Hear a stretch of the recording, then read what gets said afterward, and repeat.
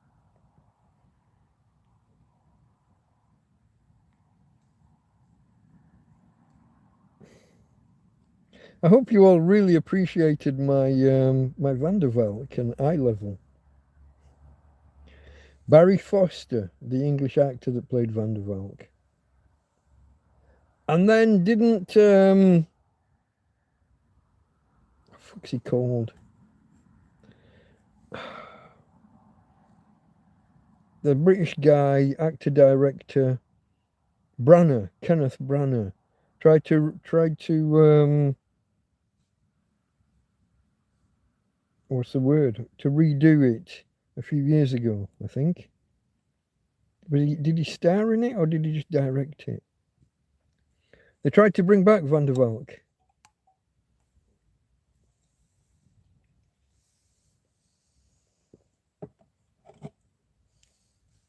I still like the 70s version. I'm funny like that. You can hold a tune. You're the first person ever to say that. Oh, God. I'm tone deaf. Usually sing flat as a pancake. No, I can't hold a tune. Good God, no. Okay, Iron Maiden has a song called The Ancient Mariner. Okay. Hello, Marie. I think that's the first I've seen you post. Apologies if I've missed anything.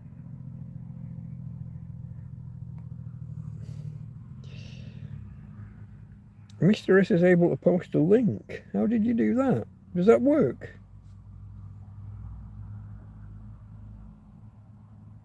I didn't think links were allowed. You're not a mod, are you? No, you're not.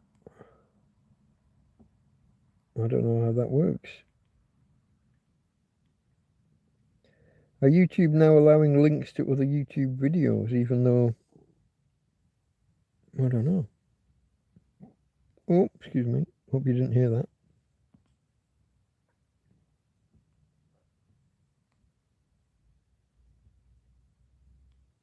In the UK, we have an actor called George Baker. He did one of the detective programs. I don't remember which. No, not a link. Is it not? It's got a YouTube logo next to it and then some random... Okay, so if I took that and turned it into a YouTube link, it would work. Maybe. I don't know. Marie just got here. She says, hello all. Everybody say hello to Marie. It's the code of the video. You have to make the URL yourself. Okay. I didn't know these things. Did the YouTube logo come up automatically, or did you have to pick that out of an emoji kind of thing?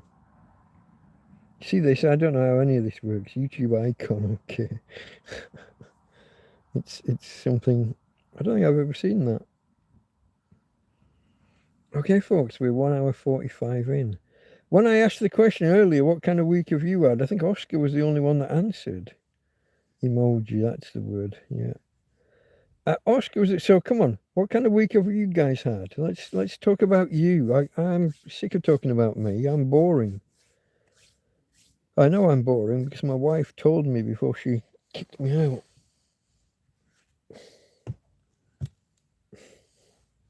Sorry, Jan.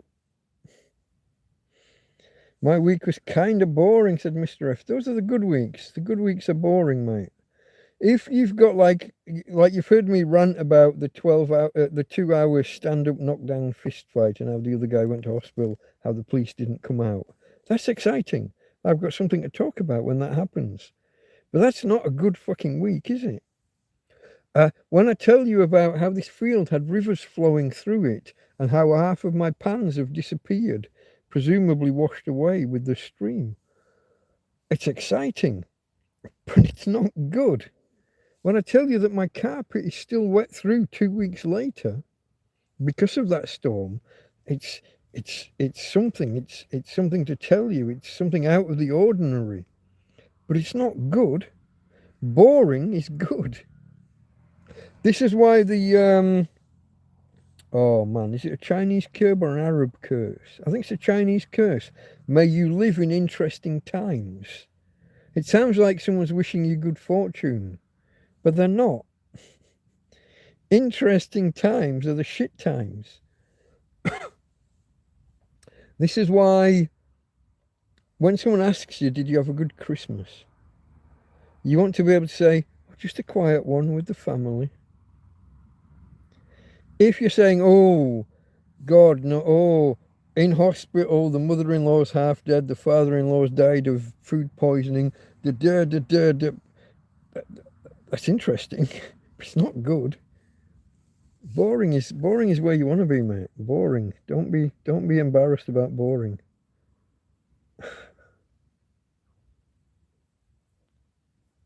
Hold on.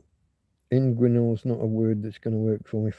So Mr. S also found out I might have an inguinal hernia. Inguinal. I'm pronouncing it wrong.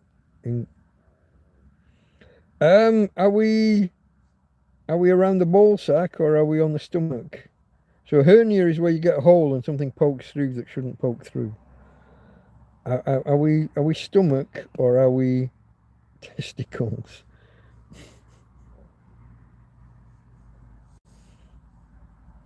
I think my granddad once had a hernia and his ball sack was he was getting ready to put them on a wheelbarrow.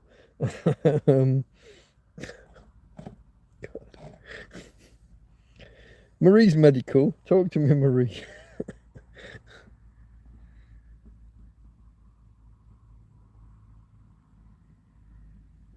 Near the tummy button. Okay, so we're stomach. We're hiatus hernia, maybe hiatus. That's maybe not quite the right word, but similar to. Maybe.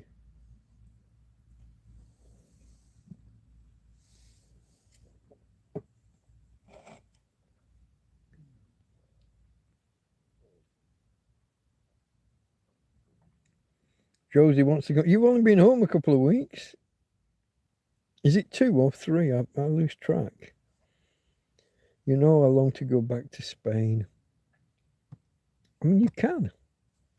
You're not like the Brits who have these 90 days out of 180. You don't have these limits.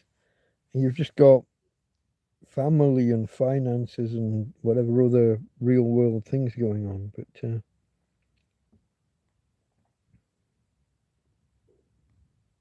perhaps it's nothing. I hope so, my friend. I hope it isn't something and nothing.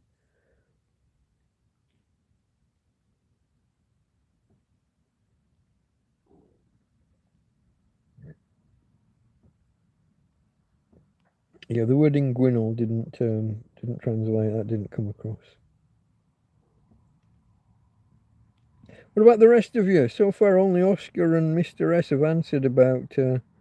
Oh, David, I have to get a colonoscopy. That's not right. It's not a fee. Colonoscopy. No. Colonoscopy. Scope. Colonoscopy next week should be interesting. It depends whether you've ever had entry from. Yeah. No, that'd be. I'm not laughing. I am, but I can't help it. Schoolboy. Yeah, mate. Yeah, colonoscopy. Yeah. Yeah, them there tubes, they're not thin. They're not as thin as you'd want them to be for what's going on up there. And they have tools inside the pipe, don't they? So it's a camera, but also there are grabbers and cutters and maybe a laser. Because you can have when they get in there, you can have these polyps, which are cells that turn into like these almost like piles, but multiple, like a flower of. I'm going to shut up because I'll be putting you off. Polyps are like a precancerous cell, and sometimes they'll go in, see one, and cut it for analysis for whether it was benign or potentially on the way to being something nasty. I don't know why I know that. Somebody I know must have been through it. Because you can sit there and watch it on the screen while they do it. Someone starts getting out the cutters or the laser or whatever up your backside while you're sat there, and you're watching it, and the, sorry, I'll move on. I'll move on.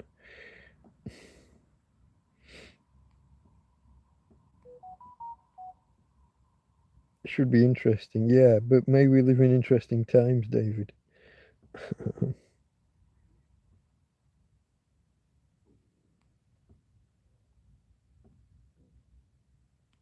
Oh, okay, yeah. If you're still working, there's a limit on how many days you can have off. Yeah, yeah, yeah. Doesn't sound fun, no. Holland's getting expensive on the food shopping, says Josie. I was surprised when I got here to Spain that the like I thought fruit and vegetables would be very cheap because this is where they grow them all.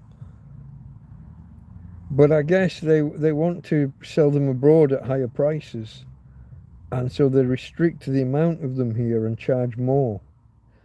Yeah, they're competing with the export prices. If you could sell it for more abroad, then why sell it here? So things weren't as cheap on the fresh fruit and veg side. It was unusual for me. So in England, strawberries, for example, that's a June thing. Wimbledon equals strawberries. So when the tennis comes on, the shops are full of strawberries. In Spain, it's fucking February. Strawberries hit the shops in February. That took some getting used to. A Swiss Army knife on a stick, kind of, yeah. Yeah. Colonoscopy. A colonoscopy would indeed be a messy type of punctuation. Well done, sir. I like that. That's clever.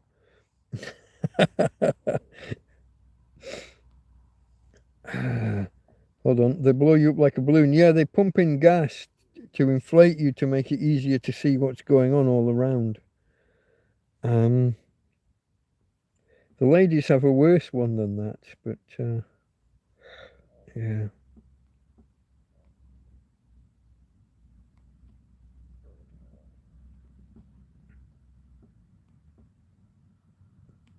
Yeah, I'm not sure whether it's nitrogen or carbon dioxide that they use to blow you up to inflate you, but yeah, it is to make things more visible.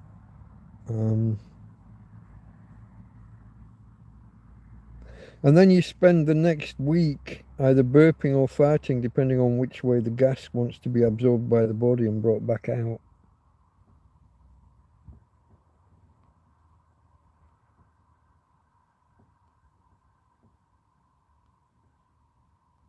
It's jumping around on me, folks. It's jumping around. It keeps going back to Josie and the and the Dutch prices. Farms in the Netherlands mostly produce for export.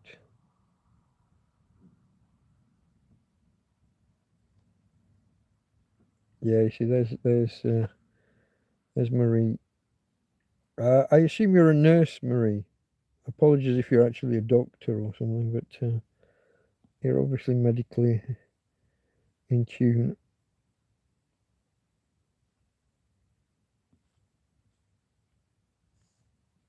Okay, I think I'm up to date with chat, folks. I think I'm up to date. Where are we? We're coming up on 2 hours. That's quite good. I had no idea what I was going to talk about tonight, other than my outings with her ladyship. So for anyone who arrived late and who isn't going to watch this back tomorrow, we went out this week with Tina's Chariot a couple of times, one of which a friend, the lady who customized Tina's wheelchair, or as I call it, Tina's Chariot. The lady who customized it invited us out for a walk. She wanted to see Tina use the wheelchair, use the chariot. And we went out. We only went about half a kilometre that way. But the lady was delighted to see Tina using it, and once she got going and she was kind of trotting along, she gets in a stride. Then we'll hit the end of a pavement and maybe there isn't a ramp down. So I have to pick the whole thing up, including Tina. We got disconnected. I'm saying we get to the end of a footpath and if there isn't a ramp down, then it's a solid curb. I have to pick the chariot and Tina's back end up. She still trots. We go over the road and she trots up the curb at the other side, and I put her down. But there wasn't too much of that. But we got there, and all the attention we got from everybody. On the way, everybody's smiling and laughing to see Tina in a wheelchair, in a chariot. And we get there, and I take her out of it because I don't want her. When she's in it, she's standing with her front, even though the back end is just laying there. So when we get somewhere, I take her out of it and I tilt the chariot up so it takes up less space. And they make a fuss of her. They bring water out, and some places give us extra. Like when I went to the fish and chip shop, they gave us a sausage for her. They make a fuss of her. I think it's mainly just because of the chariot, because of the wheelchair. Everywhere we went, everybody's laughing and smiling, and then Tina walks along past somebody, but there'll be a wall, and then there's a bit that comes out from the wall. She catches it and jams on it. But anyway, we went out. We went out. We had it was going to be a coffee, but it turned into a canya, a small beer.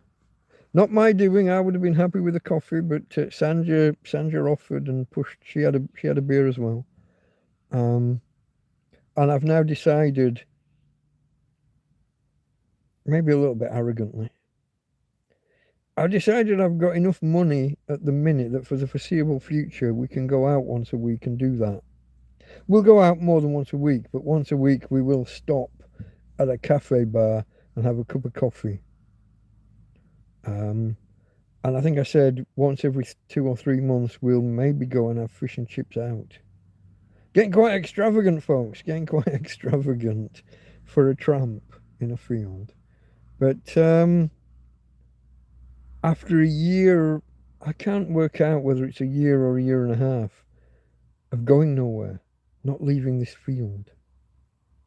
I mean, for the last 6 months, we'd not even done a circuit of like this block going up to the...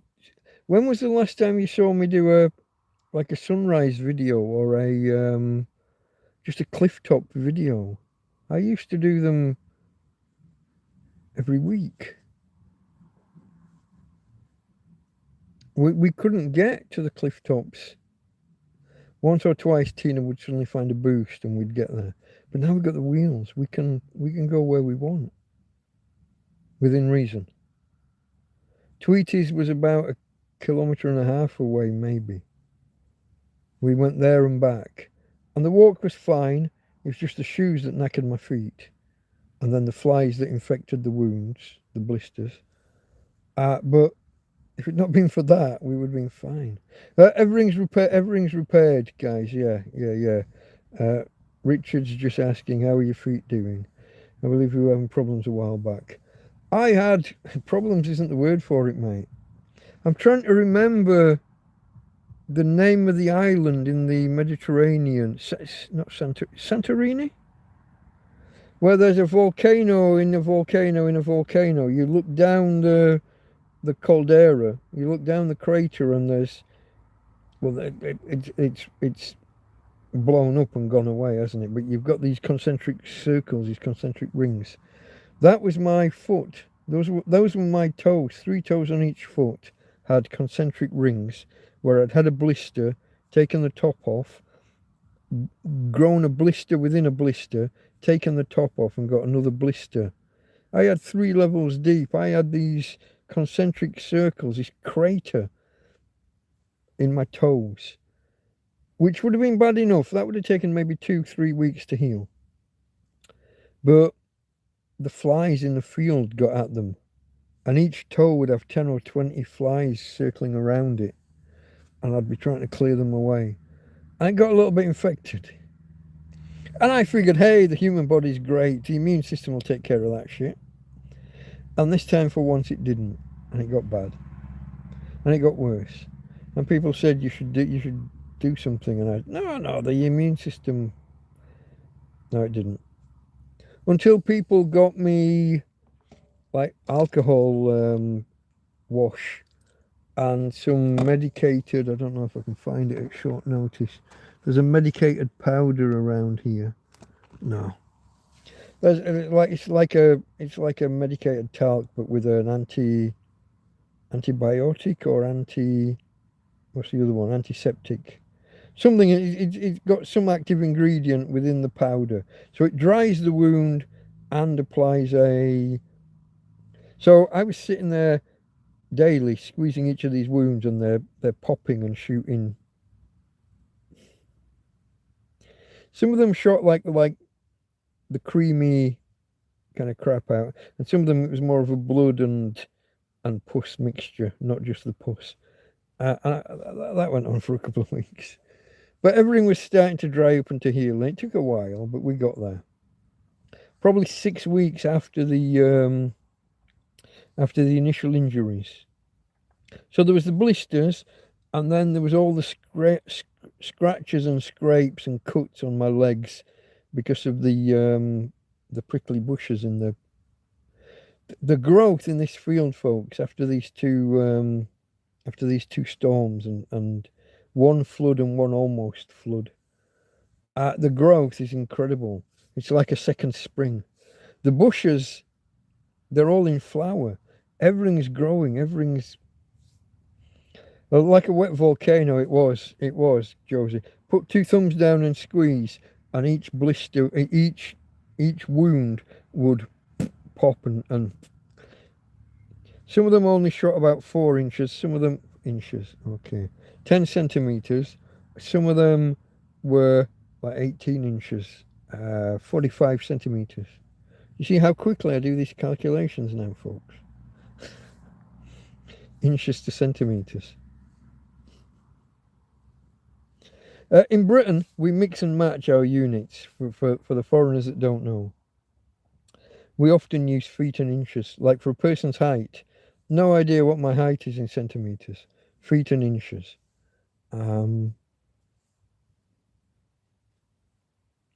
What else do we mix and match? We use pints when it comes to milk and beer.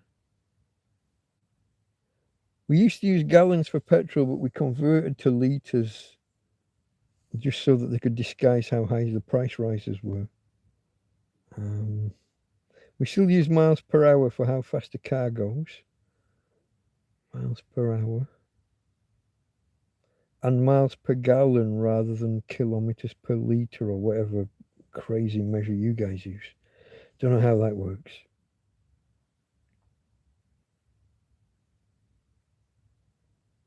What's so strange, Mr. S? The way that we mix and match feet and inches and sometimes use metric. When I was a lad, we used Fahrenheit for temperatures still. But when I was at school, they were in the process of converting to centigrade or well, it was called centigrade at the time. Now it's Celsius. Celsius a bloke's name. Centigrade meant 100 measures, or 100 graduations. So we used to call it centigrade. Now we call it Celsius. But yeah, we're switching between. We if someone wants to say that the temperature is in the 70s, I know that's quite warm. By the time it gets into the 80s, that's reasonably warm. 90s is crazy hot. We still know this, some of us, as older ones. Mixing and matching systems, because we were there at the change, at the overlap of two, moving away from one system to the next. We still, if you ask a person their weight in the UK, they'll tell it in stones.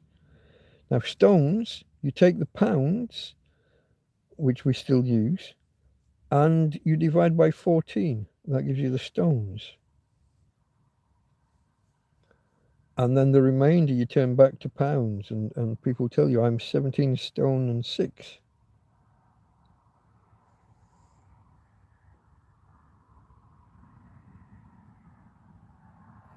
Celsius, no, Celsius is the guy who invented centigrade. I've got a feeling he was called Anders Celsius, but I don't know where I'm pulling that from. Could be entirely wrong. I'm sure Rob will be correcting me tomorrow in the comments. He likes to fact check me.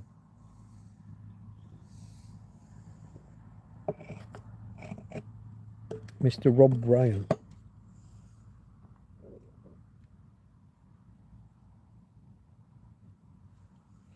I know that in metric I weigh too many kilos, but in imperial I'm overweight in stones. Yeah. I don't remember what my weight was in stones and pounds. I know that before I became homeless, my weight would hover around 100 kilos. Be about 96 or 97 kilos most of the year. In January, after we've had Christmas, in Christmas I always like to pig out. I do like to eat a lot and drink a lot at Christmas. At Christmas I could go up to 104 kilos. I know that when I was made homeless, I dropped to 67 kilos. Always remember that.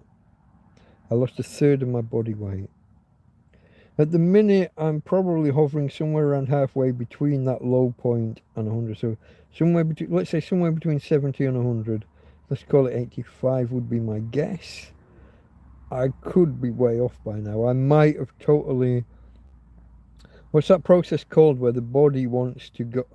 homogenesis? I think it's homogenesis, isn't it? Your body has it wants to return to its normal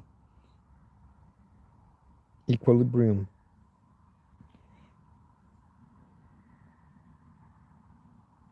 Josie says she knows she's heavy in all the weight names. Yeah, all the, it doesn't matter what you use. Kelvin. He was the guy that tried to approximate the temperature of the Earth.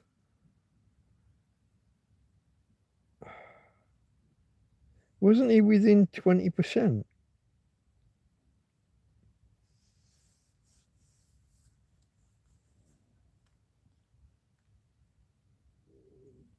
I don't think he was too far off, considering how many hundreds of years ago it was. A couple hundred years ago.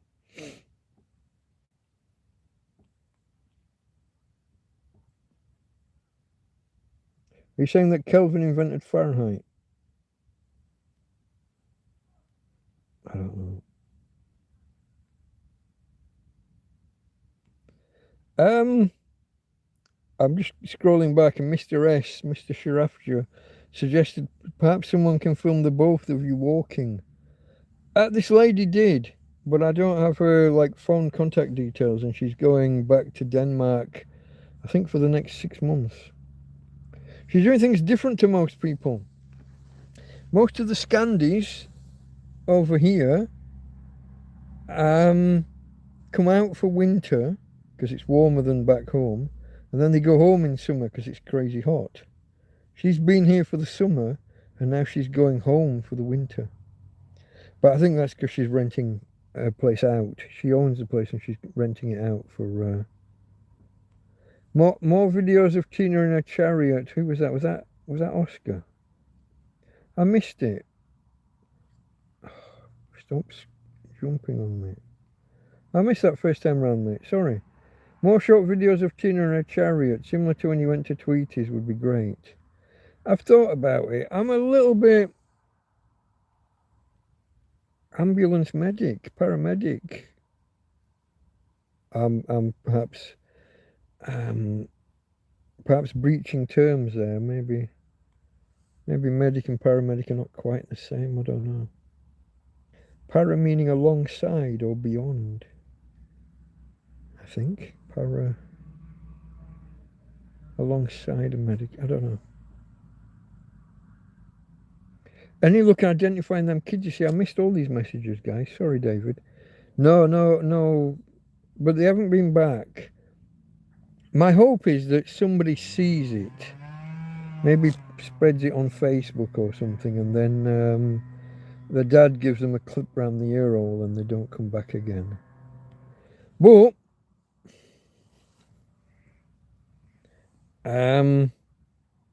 slingshot, catapult, whatever you want to call it. Although the problem with escalating is that they can go and escalate as well. But okay, I don't know how I missed those. Well, I do. It's just jumping around. The I was going to say the Amazon app. That's not right. The YouTube app is fickle. Yeah, I know Kelvin. I know he developed. I know that Kelvin invented absolute zero on the Kelvin scale. I don't know whether he pinned it down to like, is it minus 273.8 something, maybe in Celsius. I think 273. Although I could be totally wrong there. But yeah, he was trying to guesstimate. So we're way back. I think like early days of Queen Victoria, maybe. So 1820s or 30s, maybe 1840s. He's trying to work out the. What was he trying to work out? He was trying to work out. Was he trying to work out the age of the Earth based on the rate of cooling? Something to do with the rate that stuff cools. Yeah, I don't know. And he needed a scale that went beyond the normal stuff. Fairly sure it was to do with trying to age. He was trying to work out the age of the Earth, maybe. You see the reason that we've got 6,000 years in all the biblical academics' heads. I don't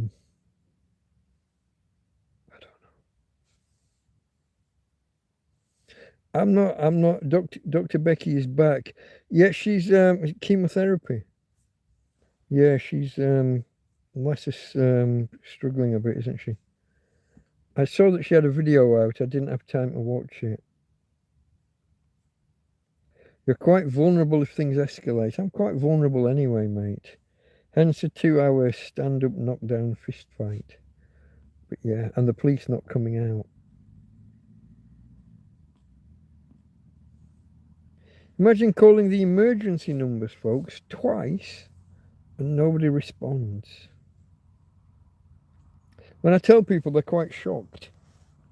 When I ask them, how long do you think it took them to respond? People take that as a sign, oh, it's going to be a long time. Instead of being here within like 3 minutes or 5 minutes or 10 minutes, they guess like 40 or 50 minutes. And I'm like, no, it's been a week and a half. Look at my wrist where there's not even a clock, not even a watch. And say, no, it's about a week and a half and the fuckers are still not here. And I don't know why I'm laughing about it. I should be complaining to the fucking press and to the mayor. But me and the mayor don't get on.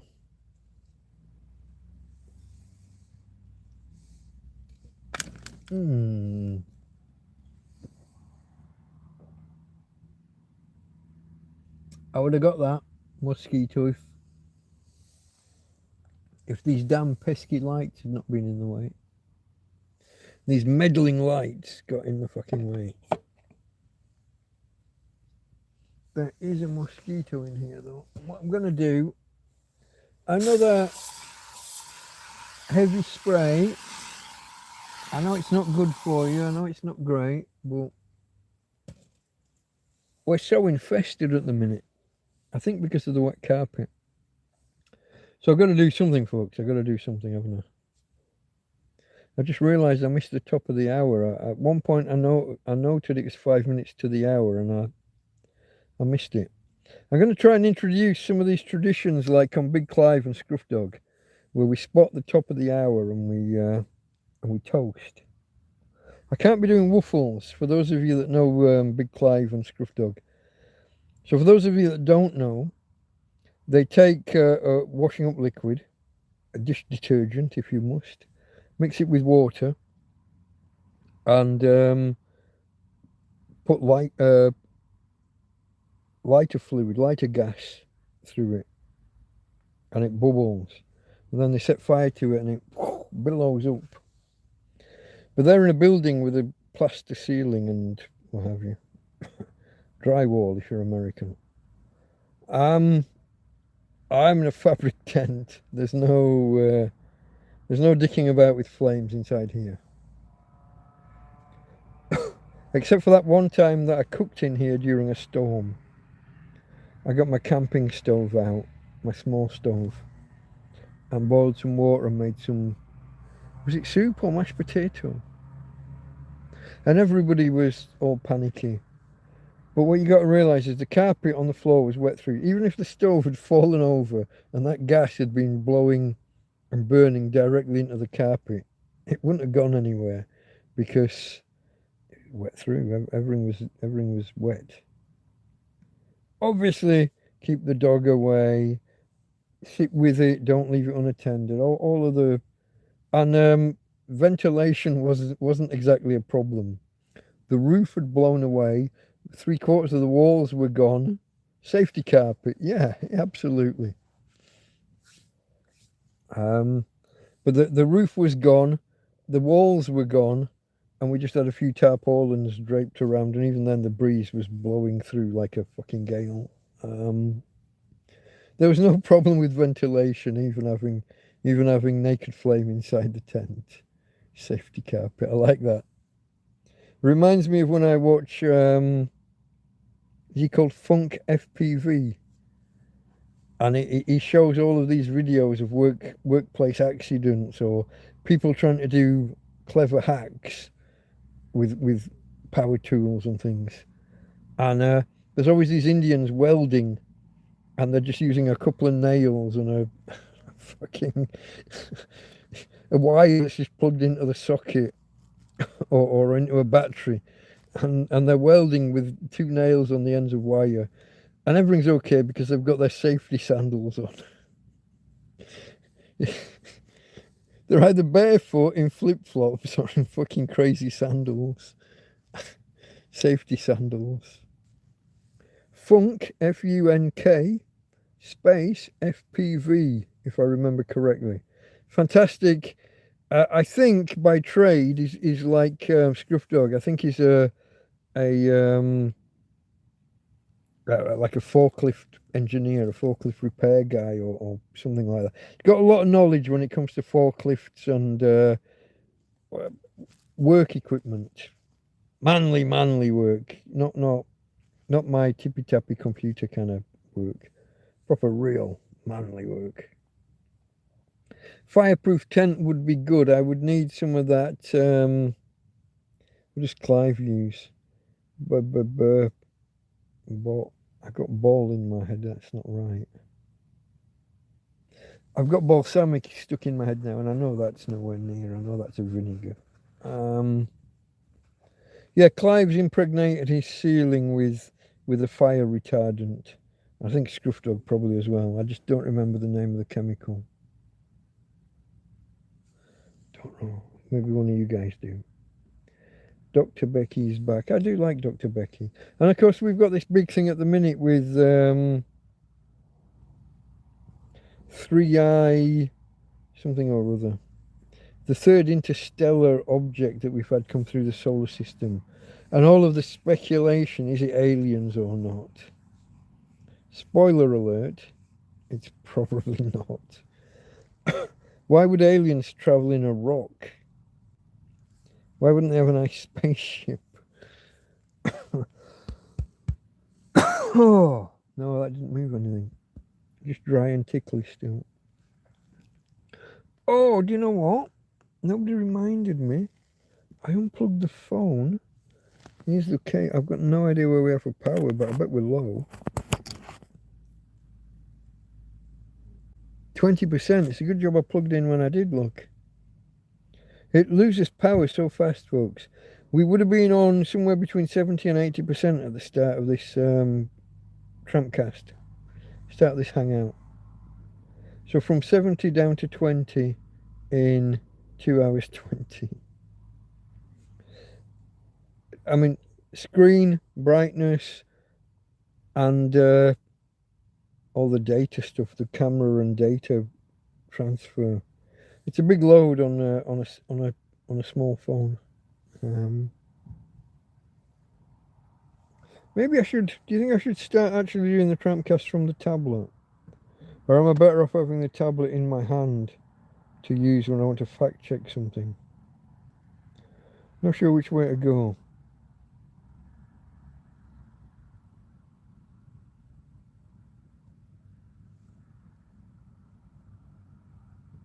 Yeah, they never. Okay, on the Amazon listing, you know, we were talking about the fridge freezer before.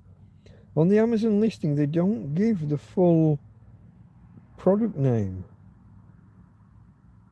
You got the Alpicool and the NCF, but the model number does not appear, which is a bit weird.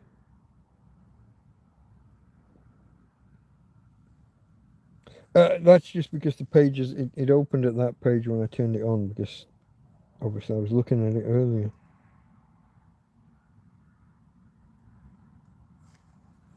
Hey ho. Okay, folks, where are we?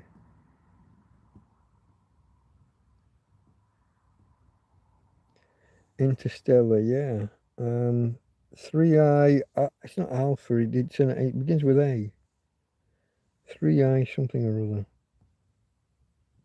We travel on a rock. We do, but we don't really go anywhere, do we? We go around in circles within other circles. So we rotate in a circle while traveling in a circle in a solar system that's probably spinning, within a galaxy that's spinning, probably, for all we know, within a universe that might be spinning. Oh, yeah. Maybe we're within a multiverse that's spinning. Although some recent theories suggest that we're actually inside a black hole, which is worrying.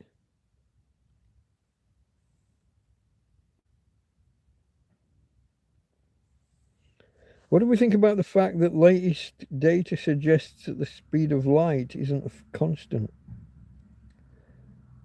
The speed of light in a vacuum isn't a constant. The speed of light isn't a constant.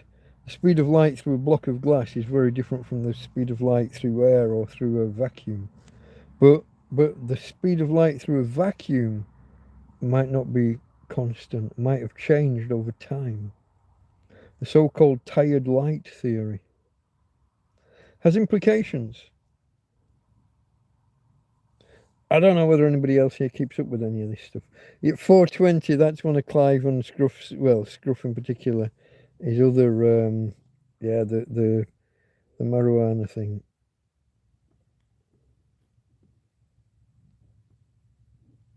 Record with phone, tablet to chat and to check details and stuff. Yeah, okay.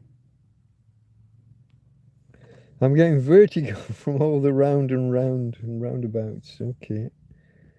But this is the universe. You don't realize you're traveling 1,000 miles an hour while sitting still.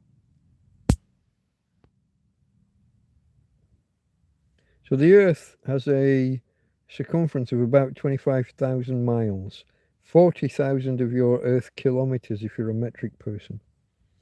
40,000 kilometers, and it does a full rotation every 24 hours. So what's that? About 1.6, about 1,600 kilometers per hour that you're spinning around, whilst you're on a thing. What is it?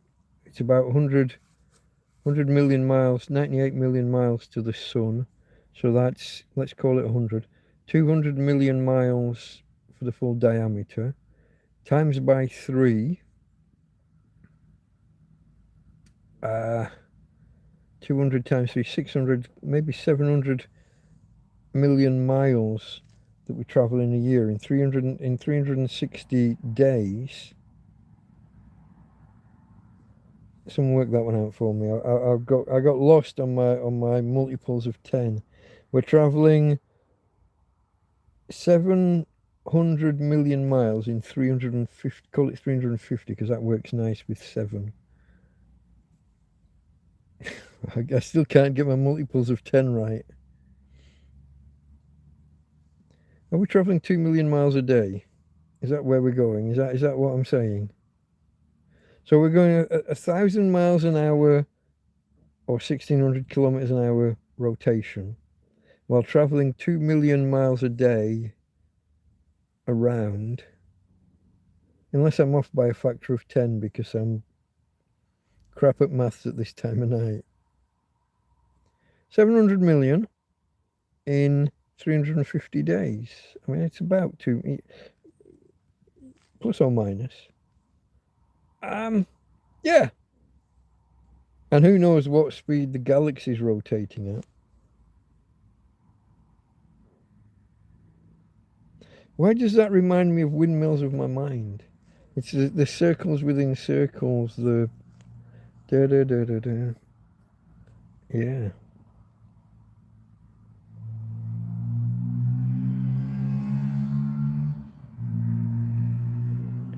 Circling the Universal Drain, was that UK Ritchie?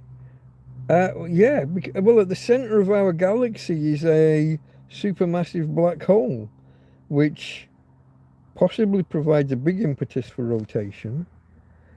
In truth, things tend to circle anyway because, I don't know, shit in physics tends to always be a ball. And even cows are balls in physics, aren't they?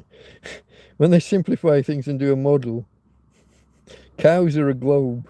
It's a physics joke there for somebody who might get it, but yeah. Yeah.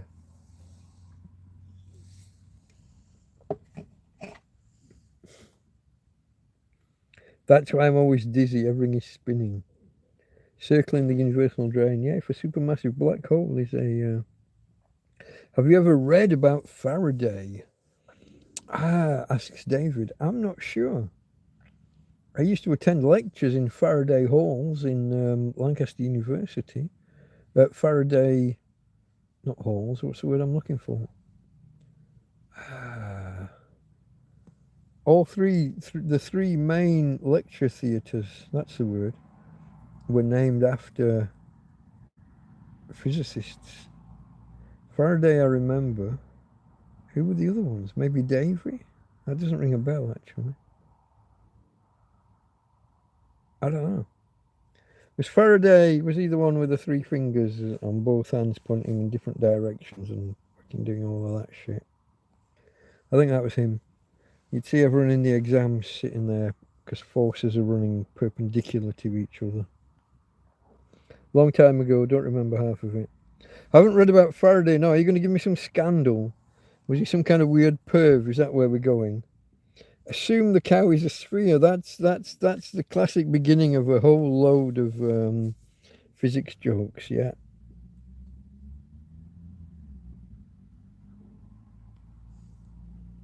80,000 miles an hour. Yeah, scale up to a day though. I was talking about days. So we need to add a 0 on the end to go to 800,000. Then we need to times by 2.5.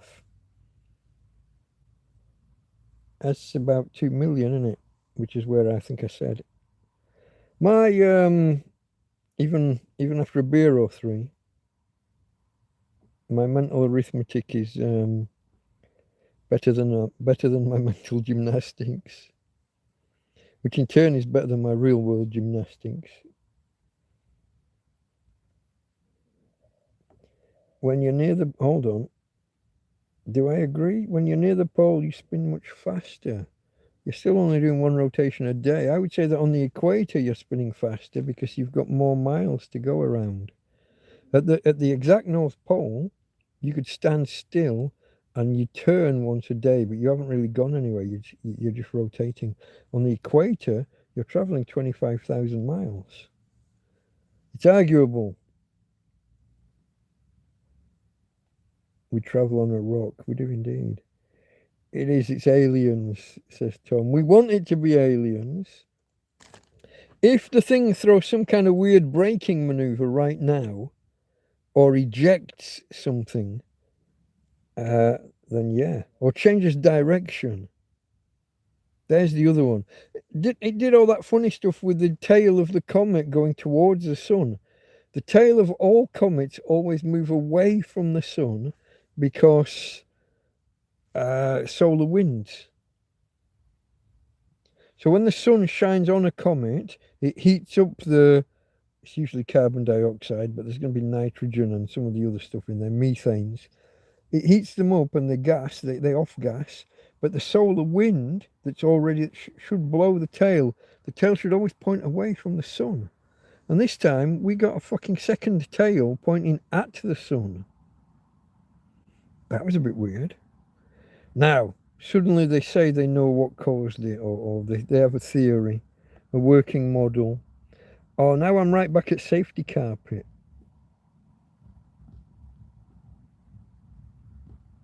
Hold on, circling the drain. Have you ever read about Faraday? Speed of light in a vacuum changes, or the size of space. Well, the size of space definitely changes. We know that the universe expands. Somebody looked at this up for me a while back. I think it was, who was it?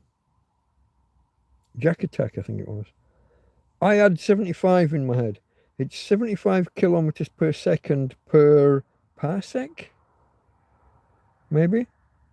A parsec being three and a bit light years. Again, it's got pi involved, I think, but you know, pi gets everywhere. It's always three and a bit. 3 and a bit light years because it was 3 and a bit arc seconds stretched out to 1 light year, which gets you a. Those of you that did maths and that know about your radians.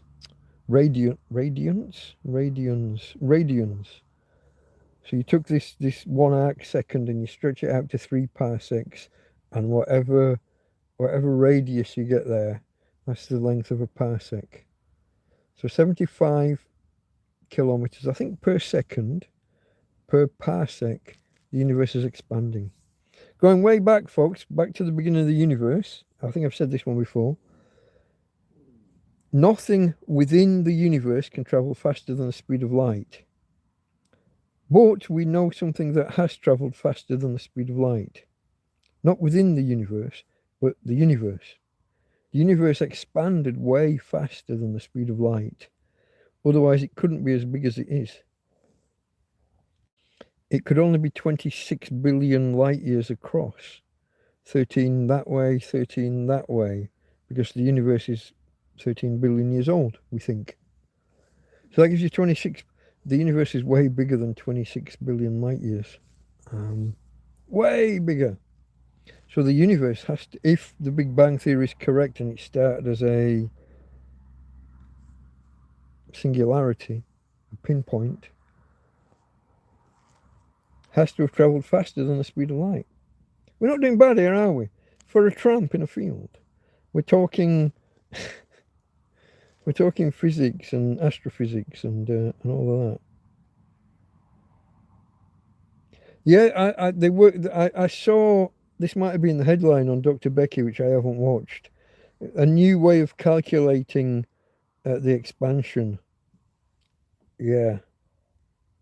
Because this is the key, this is the heart of the, what do they call it? The crisis in cosmology, it's called, isn't it? Because they had these 2 ways of calculating, and we got to the point where they came up with different numbers, and each number has like an error bar, so there's like a spread. We think it's this, but it's plus or minus 10 or whatever. And the other one, we think it's this, and it's and those plus or minuses used to overlap, so you had a potential agreement between the 2 methods. But then better readings, better telescopes, James Webb Space Telescope in particular recently gave a much finer reading, and so they work these things out for these 2 different systems, and the error bars no longer overlap. So is it here or is it over there? And instead of it being maybe here, maybe there, and there's kind of common ground in the middle, and everyone's happy. No, we got this. We got this crisis in cosmology. These two different methods, these two different methodologies didn't have any potential for agreement. So now they come up with a third way of measuring it, and apparently, who was it that said, was it Mr. S? They found a new expansion number in the middle of the other two, yeah. Space is big. You just won't believe how vastly, hugely, mind-bogglingly big it is.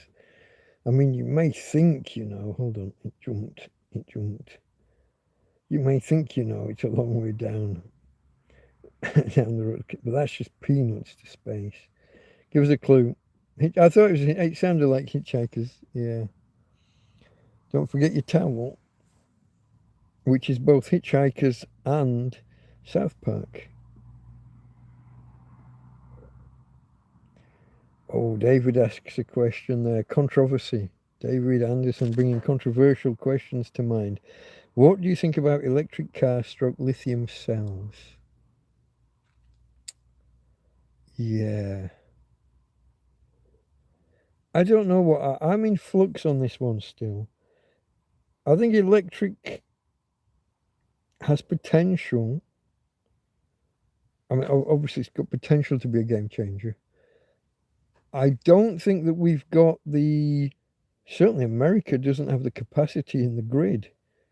I mean, America, like Spain, they have all their power lines in the air, even in the middle of cities. I mean, if you look at a picture of a street in San Francisco and you look above fucking ground level, it's a fucking disaster. And they can't stop rain and snow and wind and bringing these cables down. Then California, again, those are up in the air. And whenever it gets a bit windy, I mean, you are talking about hurricanes and tornadoes, or it gets too hot. They're frightened of cables falling and starting fire, so they turn half the grid off anyway. Have they got the capacity if everybody switched cars to electric? You've still got the big question of recycling. They've not been around long enough yet for the full question of how do you recycle the batteries? Is it efficient recycling? Are we just shipping them off to China where they pollute little villages and all the kids in some village die from heavy metal poisoning? There's big questions around all of it, I think, still. And I don't think in another 20 years we'll have a better handle on where it goes and how long these batteries last. I know some people buy recycled or reconditioned batteries that were formerly used in electric cars. Guy online called Will Prowse does a lot with electrics and batteries and stuff. I'm not sure still whether. Oh God, we get into the global. You see, this is why this question is controversial, because it touches on the whole global warming question.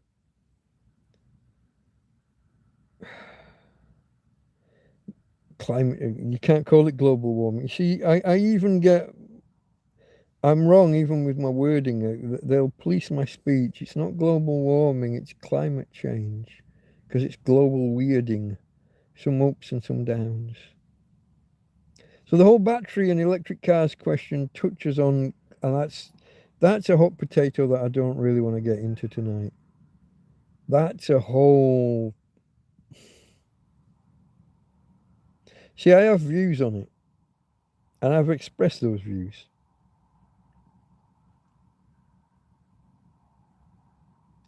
I'll say this much.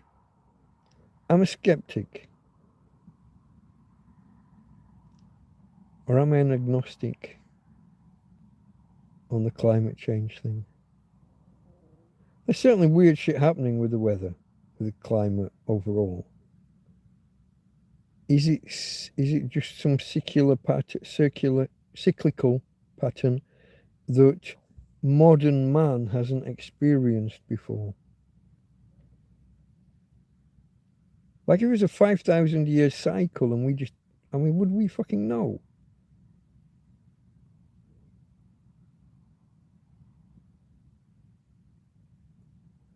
I,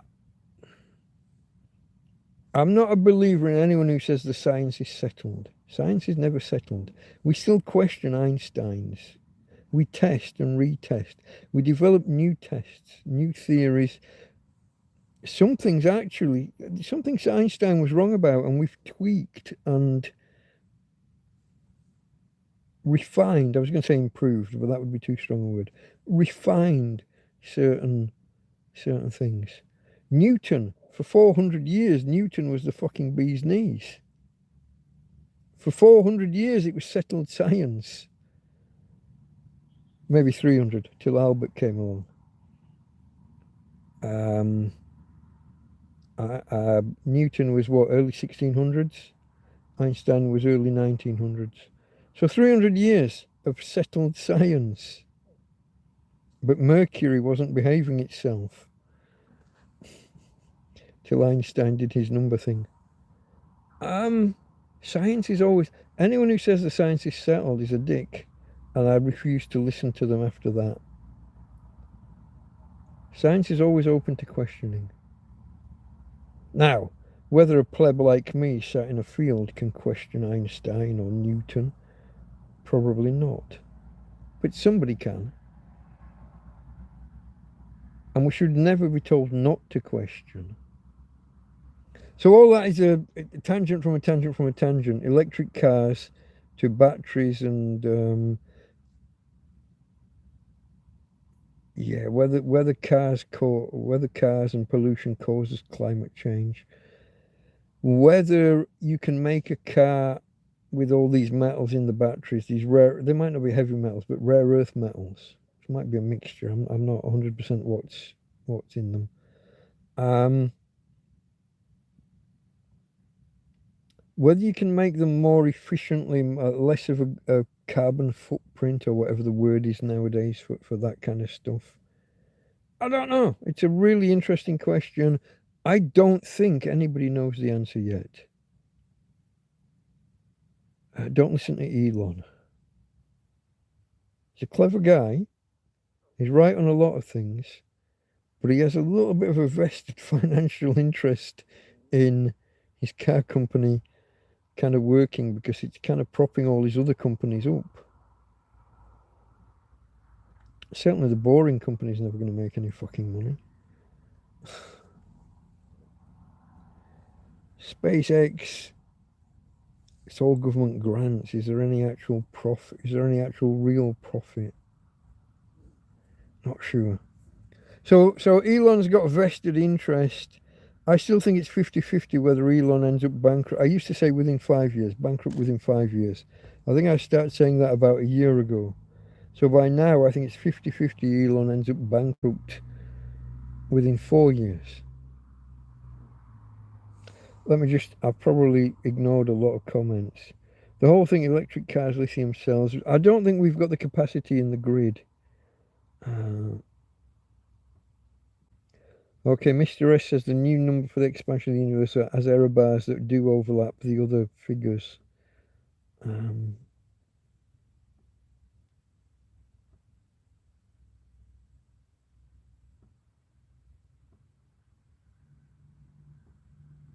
Oh, somebody said something about an error bar, and I think it was going to be a joke. I'm a believer in climate change. I mean, it's definitely happening. It's the causes that are the debate. I don't know who it is I'm answering with that one, but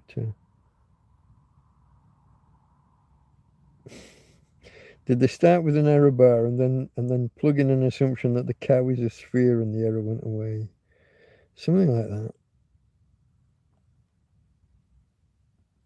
Okay, I'm scrolling forwards. For daily use electric, for hobby V8. Okay. Batteries do get properly recycled. Here in Europe and in America, or do they go off to China though? They have valuable stuff inside. Yeah, some of the metals in there, the lithium in particular, but I don't know.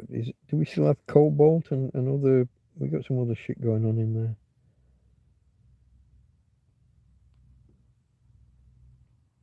Mr. S chooses his choice of cars based on price and comfort, total cost of ownership.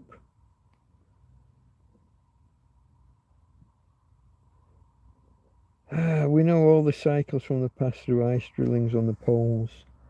That gives us the data. That doesn't necessarily mean we've spotted all of the cycles. You run AI over that, in 10 years' time, it might find new cycles that we missed.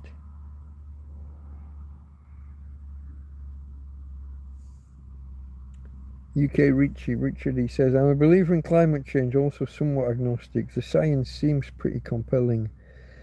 Except how many people can understand it? See, I've got a mathematical kind of bent, and when I start looking at like hockey stick diagrams and stuff, half of that I've got no idea what I'm fucking looking at. I'm left taking other people's word for whether the pattern's there or not.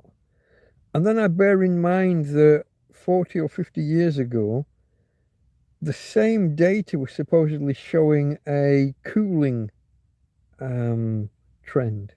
We were headed for an ice age. Barry, hello. Barry arrived and asked how are we doing, and are we doing well? We're okay, mate. We're okay. Barry Ace Card Sherbert. That's a really interesting name. That's a really interesting handle. Ace Card Sherbert. Yeah, we're doing all right. We've been out and about this week. Me and the doggy. We went out and had a walk and with a friend and a beer. We had some other friends around here, and yeah. And apparently, I'm about to buy a fridge freezer. This isn't one of the cycles. That's very certain of you, Mr. S. Oh, Oscar, I hope I haven't missed you. When was that? That was at 44, and we're now on 47. If I lift my finger just to check the time. Yeah. I hope you're still here. Okay, Oscar's got a big job on tomorrow. Yeah, okay, sent me a message. Catch up later. Okay, mate. Catch you later. Yeah, Josie says hi, Barry, and goodbye, Oscar.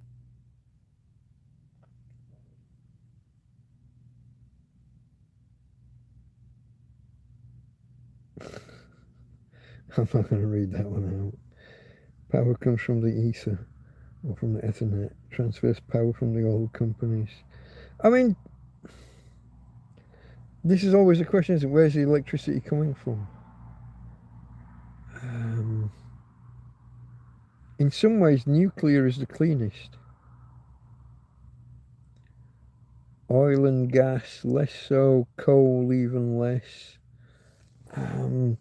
Solar's cleanish, I guess, but we're still too early into the experiment to know how long all of the windmills and what have you last.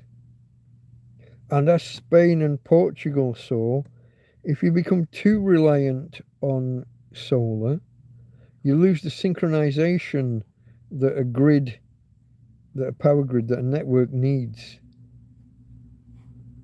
So you need to have some reliable spinning heavy metal, like turbines, not heavy metal as in, lead or whatever, but heavy metals as in big spinning turbines that have a frequency, a rotation. Everyone can synchronize around. Nice movie, Ice Age. Okay, it was, yeah. Have you checked the inrush current for your chosen fridge freezer? Yeah, it is a camping fridge freezer, so maximum wattage is 60. When the compressor's on, it's 30 to 40 when it's in use. 60 obviously, probably each time the compressor kicks in, but well within the range. Yeah, I got the one I'm going to buy. I checked it on that actual model, without my mate Ryan. Vitruvium here in chat if he's still here. I don't know if he's or not.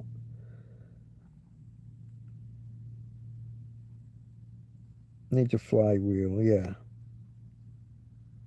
Okay, Josie, good night. Maybe catch you sometime over the weekend. I'm going to try and do a TrampCast on Sunday, a proper TrampCast. But good night for now. So, folks, we're coming up. We're 10 minutes away from... Why am I scratching all of a sudden? I'm itching. And I'm almost at the end of this other can. Okay, folks. Thumbs up if you wouldn't mind. Hey, Tina. Let's, for those of you that have arrived late, let's show you my girl. Can you see her there? Maybe not quite. Let me do that. There she is. She's sleeping down by my feet, or laying down by my feet. Hey, babe. You gonna talk to the peoples? Yeah. Come on. Can I get a cuddle, Tina girl? Does Daddy get a cuddle? Oh, you're too far away. Oh, I didn't mention that when I was telling you what happened this week, folks. I ragged my back again. If you remember, those of you that have been here a while, she doesn't really like having the light on her, so I'll turn it back to me. If you remember when I was preparing to move between tents, when I was taking the old tent down, I took everything out and I put a new tent up and brought everything in. Well, most things in. Just before, I think the week before, or maybe 2 weeks before that, I dragged my back. I was trying to walk around Tina, a step around and over something else, and I twisted weirdly, and I knackered my back. And for 5 or 6 weeks, I was taking painkillers that I would never normally take. I've got 500 milligram paracetamol, and I've got 1,000 milligram, so 1 gram. I hate thousands of milli. Silly. Power banks piss me right off. 20,000 milliampere hours. No, it's 20 ampere hours. Fuck your thousands of milli. Anyway, I've gone off on one again. I was taking, in a typical year, and get this, typical year, I will take 2 painkillers, maybe. Sometimes get like a pain behind my eye, like a headache, but specifically behind one eye. And I'll take a painkiller. The pupil dilates and it gets too much light in, and it all just gets wonky. Don't worry, it's probably just a brain tumor. But anyway, the immune system will take care of it. No worries. That's for anyone who's just joined, that's hacking back to an earlier topic. But one day this week, anyway,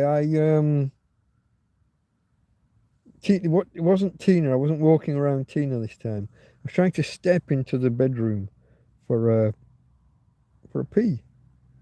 I got my gentleman's urinal back there. It's a Coke bottle with the top cut off, sat inside of a tin can, a large tin can, for stability. Anyway, I was stepping over things and around things and trying to get into that other bedroom, and cricked my back. So now every time I move, there's a little bit of, even though I've taken painkillers, there's still a little bit of stuff on. And of course, because I'm carrying Tina around still, like it takes 5 minutes to get her set up in a chariot. When we're going for a quick walk first thing in the morning or in the middle of the night, pee and poo for the doggy, I'm not putting her in the chariot. Too much setup, and I don't want pee and poo on the actual chariot. So even when I'm taking her out in the chariot, we do a walk first to get that stuff out of the way. But there's a lot of physical work involved in this life. The bending, I'm down, I'm sleeping maybe 9 inches, maybe 12 inches off the ground. There's a lot of getting up, getting down, pouring water, bending over, picking stuff up off the floor, carrying a dog. stretching over things to get into the other bedroom. I got these bags of food and stuff that people have dropped off. Thank you, Josie, if you're still here. I've still got some of your food.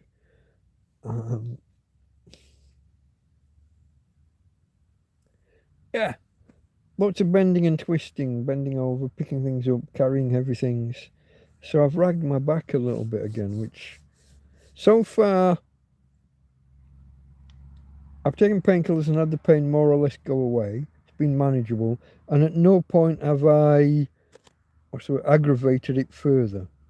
I haven't done something and gone, oh, there you go again. So far, none of that. So that's good. But yeah.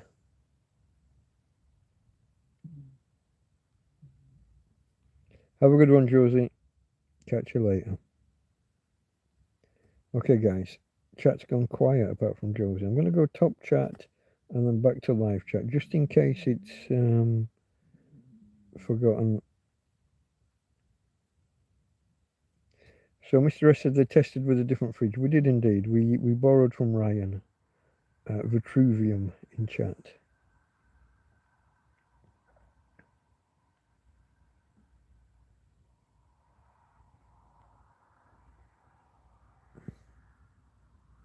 Whoa, jumped. I was scrolling back in case I'd missed anything. There was Oscar leaving. Struggling to remember everyone's name. Mr. Ash is certain we're not in some strange cycle. He thinks that he's convinced it's all real. The whole climate thing.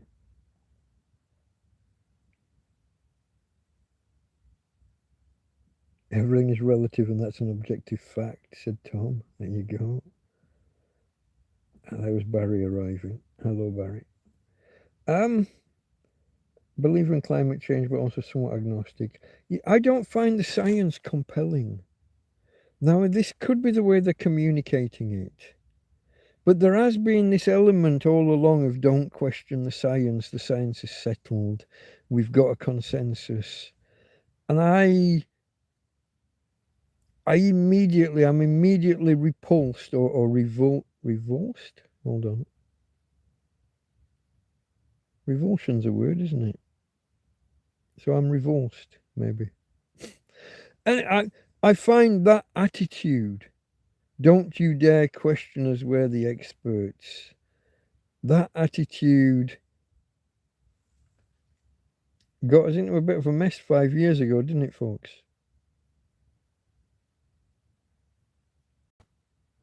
Took us to places that we didn't need to go, in ways that we didn't need to go. 10 policemen standing around a little old lady stood next to a lake with a cup of coffee because she's not supposed to be outside the house.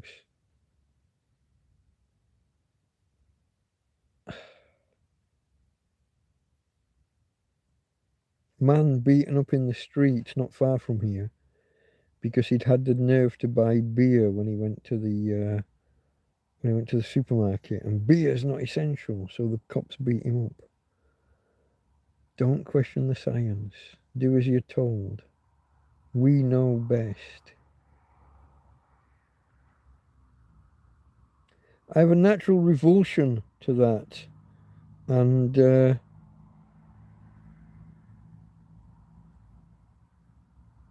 that's where that attitude leads so easily.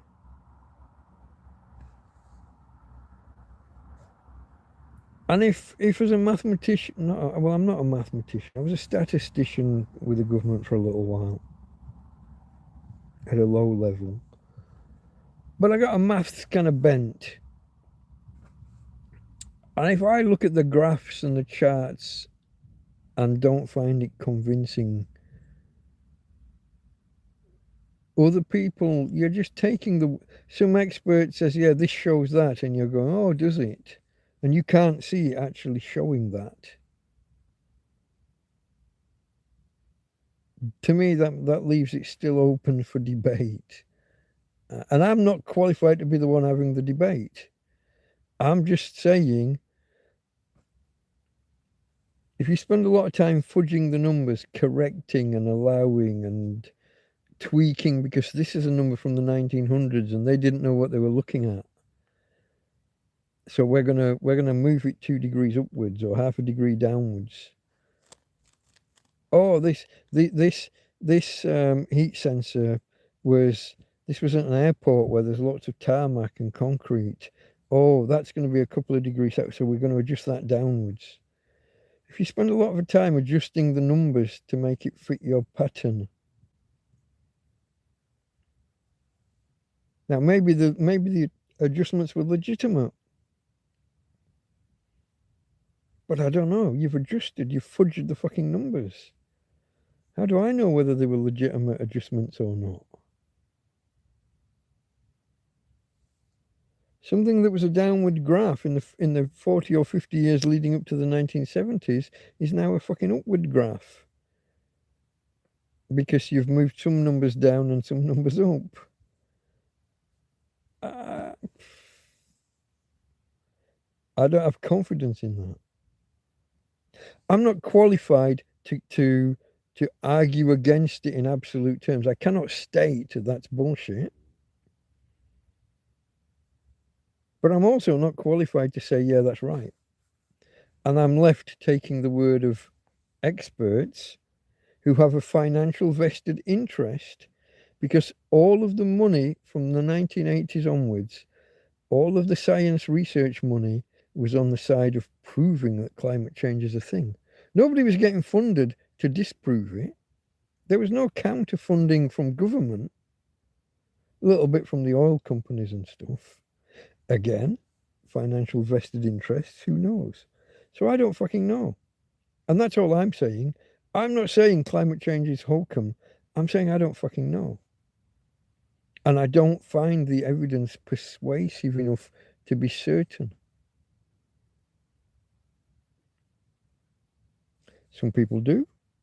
And that's, that's life. Maybe they know more about it than me. Or maybe they know less and they're just putting themselves in the hands of those experts. I don't know. So I'm not casting aspersions on anybody. I'm not arguing with anybody.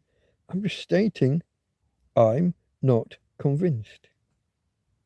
What more can you do? I've missed the top of the hour, folks. 3 hours in. So that makes it 1 o'clock in the morning or just after. I will say cheers, especially to someone who's hit the thumbs up. If I'm going to carry on, I'll need to go for a bathroom break, as the Americans might say.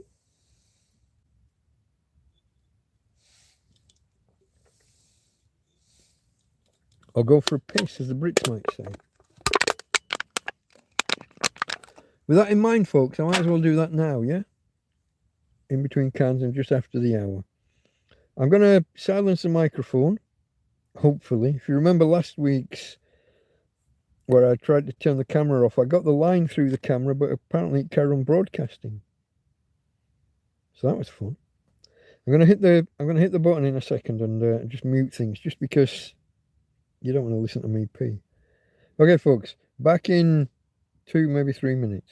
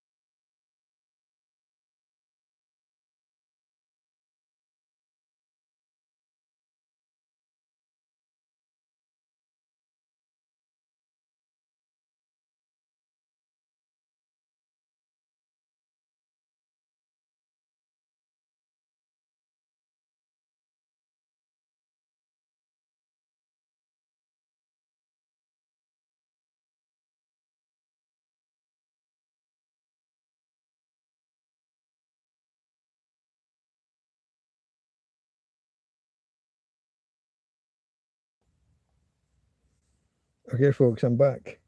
Sorry about that. A little bit longer than I expected. I had to climb over a Tina both ways, and the tennis racket of death fell over and was kind of sparking furiously. For anyone who doesn't know, the tennis racket of death is an electric fly swatter that can be left like on. So it has two modes. One is like just stood and permanently on like that. Anything that flies into it fries. And the other is a mode that only works when you press the button and use it and paddle the, when you actually swat something manually. But it fell over and was laying on the ground and was sparking a little bit actively. Let me headbutting the lights. Are you alright over there, Tina girl? Whoa, okay. Tina T. I don't know if you need that or not. Let me check the temperature, folks. I won't be able to show you. It's a little bit... You have to get exactly the right... Oh, we're still on 25 degrees. 1 o'clock in the morning in the last week in October. And it looks like we're on for a tropical night. Not bad. Are we back? Can anybody hear me? Mankind thinks they have control over Mother Nature. Yeah, there's always a kind of a arrogance, maybe. Don't know if that's too strong a word. The climate's definitely changed. Yeah, I don't think anybody's arguing that. We don't get the cold winters that we used to get in the UK. We don't really get... Do we get the... I don't think we get the warm summers like we used to. Not like 1976 and 77 and 79, whenever that was. Oh God, it's jumped right back to inrush current on there. Do you have any plans to make cooking videos? I have a whole playlist of cooking videos from the earlier days on the chapter. Earlier days on the channel. Would I return to cookery videos? Yes. But I'm going to need some new pans because mine have all disappeared. I think one was washed away in the storm. I think 2 were stolen after the guy ran through the field and threw them at me and they bounced off me and disappeared. I wonder if maybe he came back and took them. I don't know. I don't know what happened, but I have fewer pans now than I need. Still only got the one cooking ring. I'm going to look at... If I've got any money left after I buy this fridge, I might look at getting a... I want a dual ring setup that will connect to the same kind of gas bottle as I've got. A proper gas bottle. Not a camping gas or a 400 gram butane or propane. I want one that connects to a proper... I think it's a 14 kilogram gas bottle. I want something... At the minute, the one gas ring I've got is too large. All of the heat comes up around the pan. I typically have to pick a side and put a pan either on the left or the right, and a half to 2/3 of all of the gas is missing. It misses the pan, just going up alongside. Unless I put 2 pans on side by side, and that's a bit precarious. So if I can get a couple of pans, I need a new frying pan. New to me, it doesn't have to be new. I need a frying pan. I've got one, but I need 2 because I like to put one over the top as a lid over the other. And now I'm down to 1 frying pan. I also need more of a cauldron-y kind of, a pan for making soups or stews in volume. Over winter, food will keep 3 or 4 days. If I get a fridge, it'll keep fridge freezer, it'll keep forever. In summer, whatever I cook after of that day, if you don't eat it that day, you've got maybe until dinner time the next day. After that, it starts to go off. But a fridge freezer will make a difference. Pans, like I said, my supply of pans was decimated. I've lost 3 pans in the last Well, it was in 2 weeks, but a week ago. But yeah, I do cookery videos. I did cookery videos over real fire and then over a gas barbecue, which got taken away by the police. Cookery, I do cook.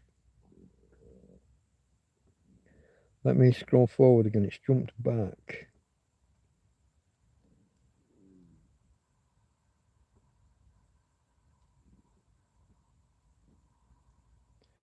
David said, well said, Mike. I'm not sure what that was in relation to. Probably the climate change stuff. Mr. S trusts the motives of the oil companies less. This is true. You know, a vested interest should always be questioned. Audio was muted. I've muted it deliberately when I went away. Climate has definitely changed a lot over the last 100 years. If that is a man-made or natural cause is the only question. Yeah, agreed. Yeah. Mankind thinks they control Mother Nature. Laws of nature, we're back. We are. Cooking without pans sounds... I do have some pans. They don't have lids. I got a few smaller pans. I got one big pan, but it doesn't have a lid anymore. The lid went away in the storm. I think it went away in the storms. Now I've got aluminium foil at the minute, so I can kind of jerry rig as long as it's not too windy a day, I can jerry rig a lid. I've also got a slow cooker here, electric, that I can use, depending on what I'm cooking. I have options. Yeah, batch cooking. Yeah, I could cook a big cauldron of something and then eat one portion, keep one portion out for tomorrow, just in the fridge, freeze the rest for another time. I've got quite a bit of Tupperware as well, actually, from over the months. A lot of people they'll bring me a meal here and a meal there, and I'll say, oh, do you want the Tupperware? But, oh, no, keep it. So I've got quite a bit of Tupperware. So yeah, freezing. I could also get a bunch of freezer bags from the supermarket or something, or even from the Chinese bazaar. I like the word jerry rig. It's a good word. It's a good word. I'm not sure of its origins. As a kid, I assumed a jerry rig meant something related to Second World War, but then you've got words like gerrymandering, which is messing about with the borders in a vote in an election. I don't know. Gerrymandering, jerry rig. I don't know. Who's Jerry? Maybe we should ask Rob Words. Rob Words. That's a good YouTube channel for words and their origins and their meanings. How meanings change over time. How spellings change over time. So the K in knife and knees and what have you used to be pronounced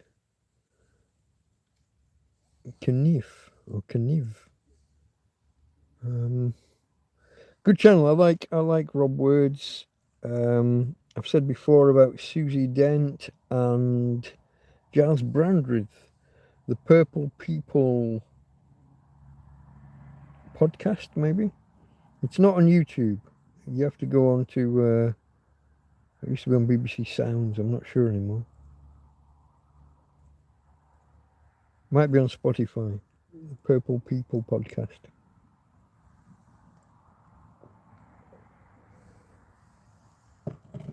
They only chose purple because there's only one word that rhymes with purple. And I can't remember now whether it was herple or burple. Something like that.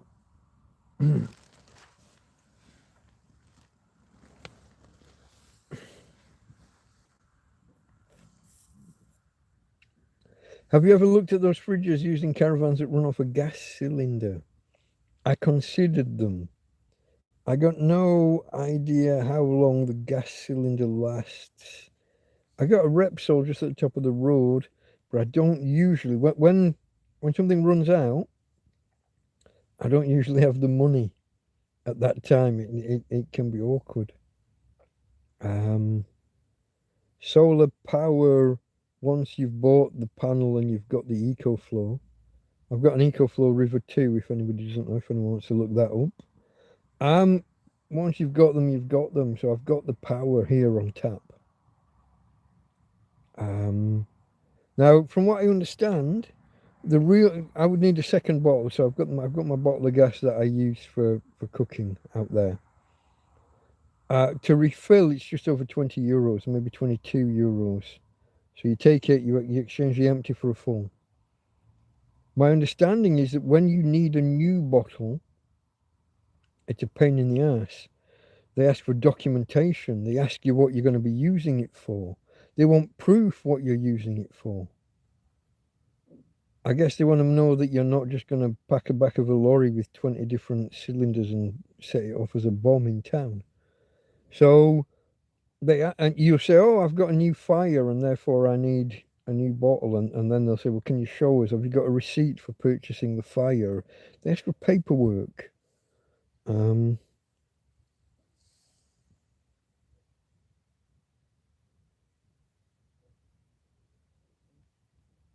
on, where are we going here? I think someone's pulling someone's leg here somewhere. Have you ever looked at those fridges used in caravans? I think this is where Mr. S is having a laugh, saying they have a burning fire inside. No, they don't.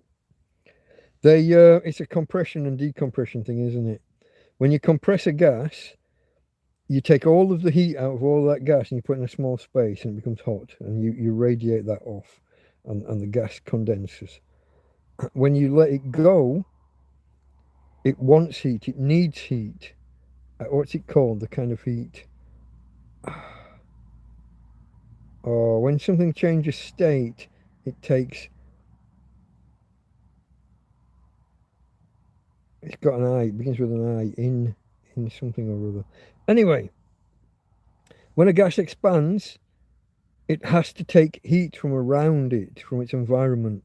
And so if you do that in the pipes, in a box with food in, it takes heat out of the air in that box. And that's how your refrigeration works. Compressors and decompressors or whatever they're called. So yeah, I think Mr. S was pulling your leg.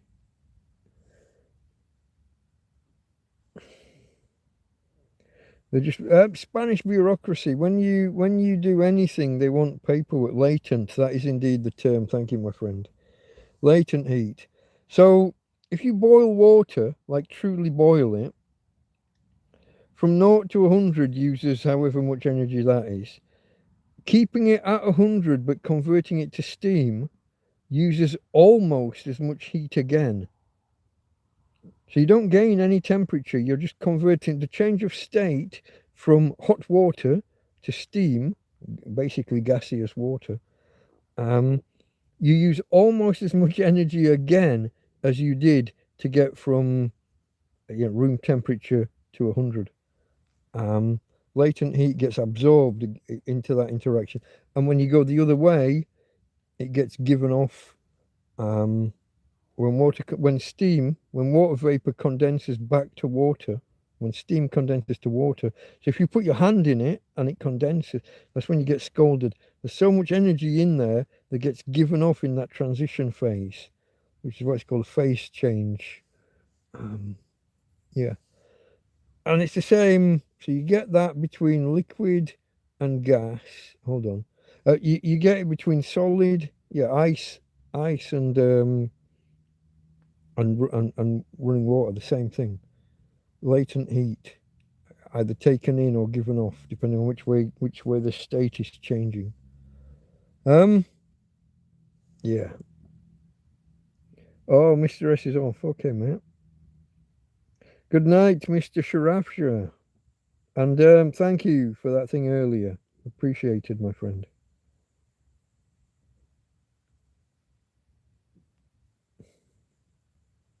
No, your gas fridge isn't working on a fire. There's no pilot light and fire. That was someone pulling your plonker.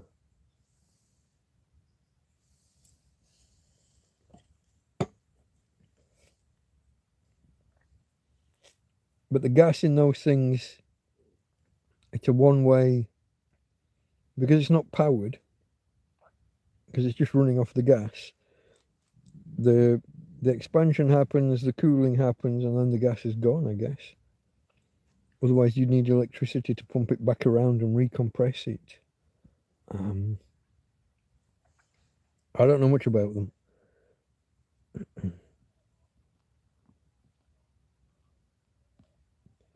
Good night, Mr. S. Where we go? Okay. UK Richie correcting me. A propane gas fridge does burn the propane to heat a mixture of ammonia and hydrogen. Boiling the ammonia makes it cold. Very strange mechanism.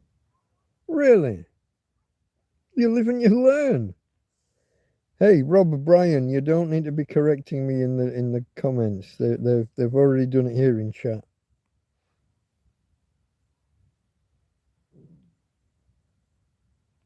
I don't think they're inefficient. From what I've heard from people, the bottle of gas, like the size I've got, the 14 kilogram. What's that for an American? £30 bottle of gas. 6 months, probably. That's my guesstimate based on what I've heard other people say. Incidentally, that's about what I get for cooking with the damn stuff. The last bottle went a lot quicker than I thought, but when you look back, I had that Pepe guy, didn't I? Coming here and using my cooking facilities on his tins of baked fucking beans before he robbed from me. Okay, folks, the numbers are starting to drop a little bit. Should we end on the half past? Or do you want me to keep going? I'm happy to keep going if you're happy to keep going. But if everyone's leaving, might be a catalytic heating element, so no actual flames involved. Okay. Catalysis is a very interesting topic.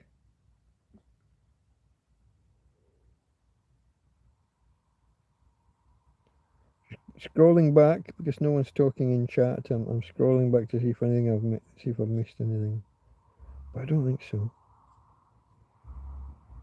Not recently.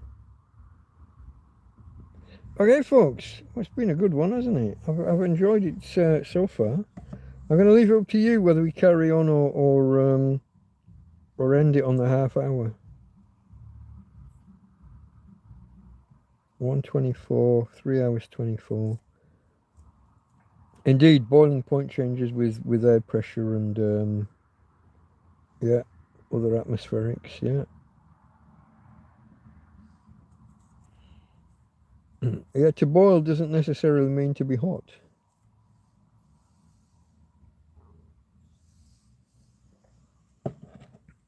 You want to boil water halfway up Everest, it's only going to be tepid.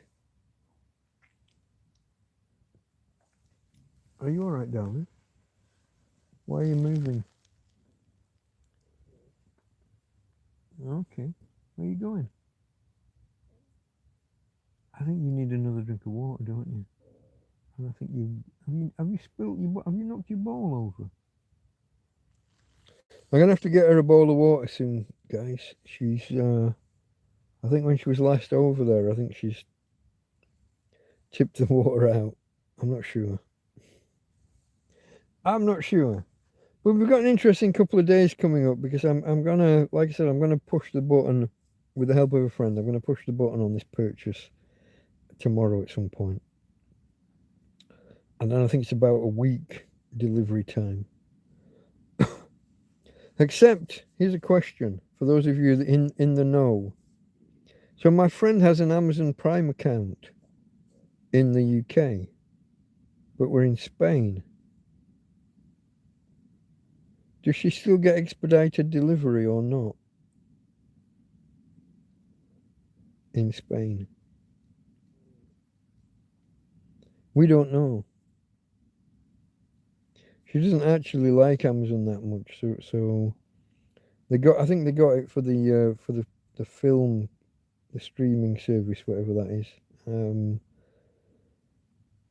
Didn't it used to be called Love Film or Love Film? I think it was called when it was independent. But then Amazon bought it and integrated it into their Prime. But does someone who's got Prime but they're in another country and they place an order, do they still get like next day delivery? Or are we waiting a week on the delivery? I'm assuming a week because that's the default in this instance. I don't know. We'll have to wait and see, I guess. Don't know. Somebody come up with a topic, something to talk about that's a little bit less contentious than politics and climate change. Did you see that one today? This is news and it touches on politics, but I'm not going all far right on you. So those riots that happened just outside London at that hotel after a girl had been raped by a 10-year-old girl raped by one of our new influx. The guy got sentenced and put to jail, and like a month later he's been accidentally released.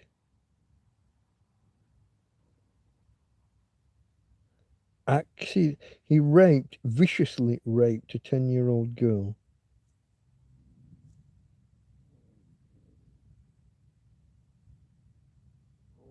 And he's been let go after a month.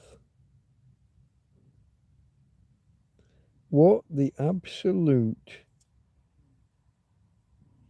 That was Dublin. Oh no, I thought I watched this just before I came live. Wasn't it? What's the place just outside the woods just outside London there's woods and then it's this place. I can't remember the name of it. Amazon Prime memberships are specific to one country. Okay. I'm not sure, David. It was the UK. Yeah, it was outside.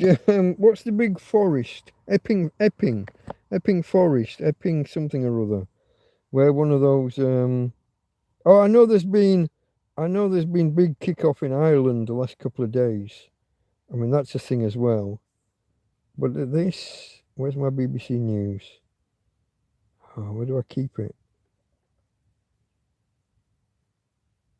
It's not like I go there often, so I don't know where the fuck it is.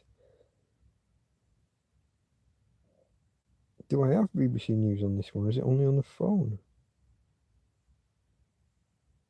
I have the BBC. It's not in there. Come on, don't tell me I'm an idiot. Search BBC. I got BBC Sounds, that doesn't work anymore. There's the BBC app, yeah. Why is that not on the home screen?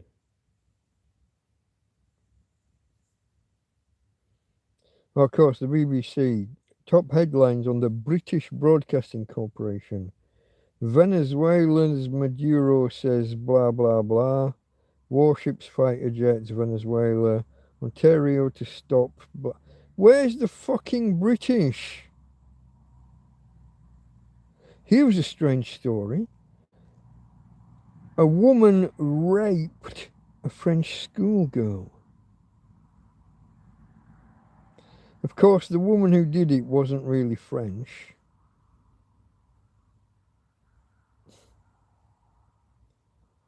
I don't know.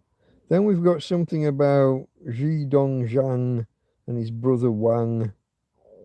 Where's Britain in the fucking British Broadcasting Corporation? Bill Gates did a cameo in an Indian TV drama. Magnesium, can this miracle mineral really help? Where's the fucking British news? You have to go, I bet you have to scroll and find a fucking subcategory.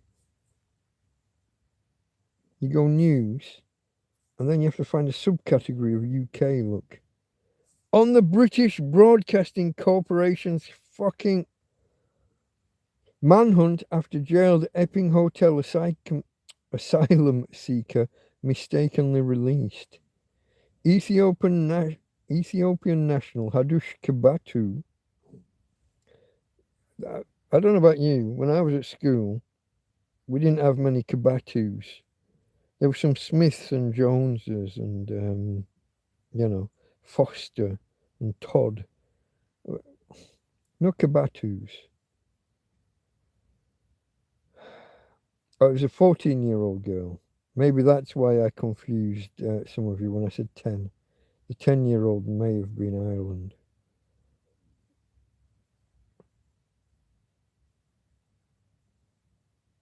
I don't know, folks.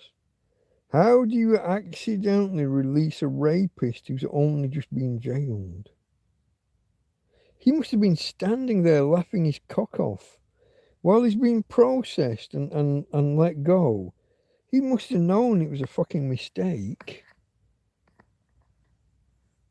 The staff, the screws at the jail, must have known something. They must have been like, hold on, this cunt's only just arrived.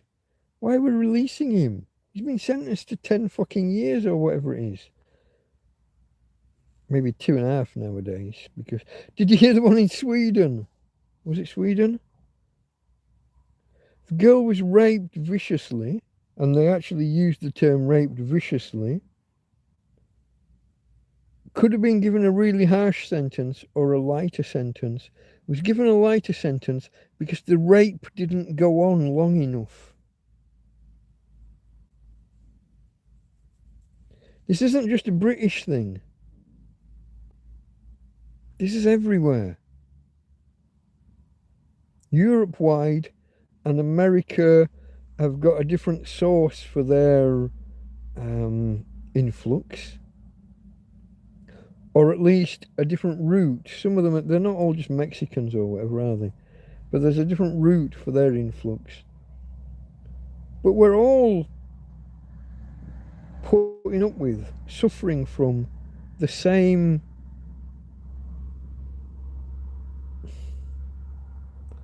what's the word? Let's just say same problem. Let's not get... I could have used other words, but might make things more contentious because I am... This is politics. This has been caused by something. This has been allowed by somebody. And it's not just one country. It's not just, hey, the UK government are fucking up. They're making the same fuck up that every other European government made, with the exception of Poland and Hungary, who now, they don't allow asylum seekers in if they haven't booked it already from an embassy in another country. You just arrive in Poland, you get fucked off back. You just arrive in Turkey, you get. Where do you just come from? Okay, go back to Libya, back to Tunisia, back to wherever the fuck.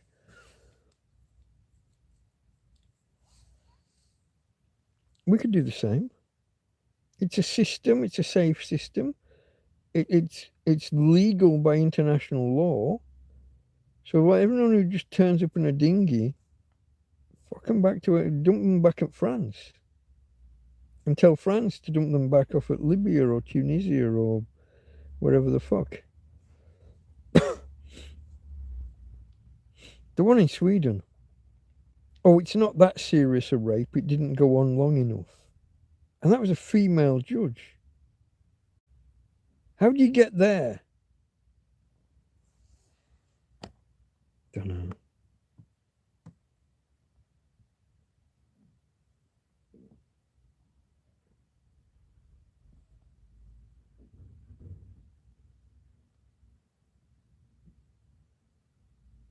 Yeah, I think, like I said, David, I think I confused I mixed two stories with the 10-year-old and the 14-year-old.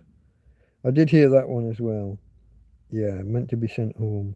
But they get that many fucking appeals, or they just dodge it. Kabatu is a good Yorkshire name. It is, isn't it? Yeah, yeah. Like Bird or Jones, Brown, Smith. All of those. All of the ones I was at school with.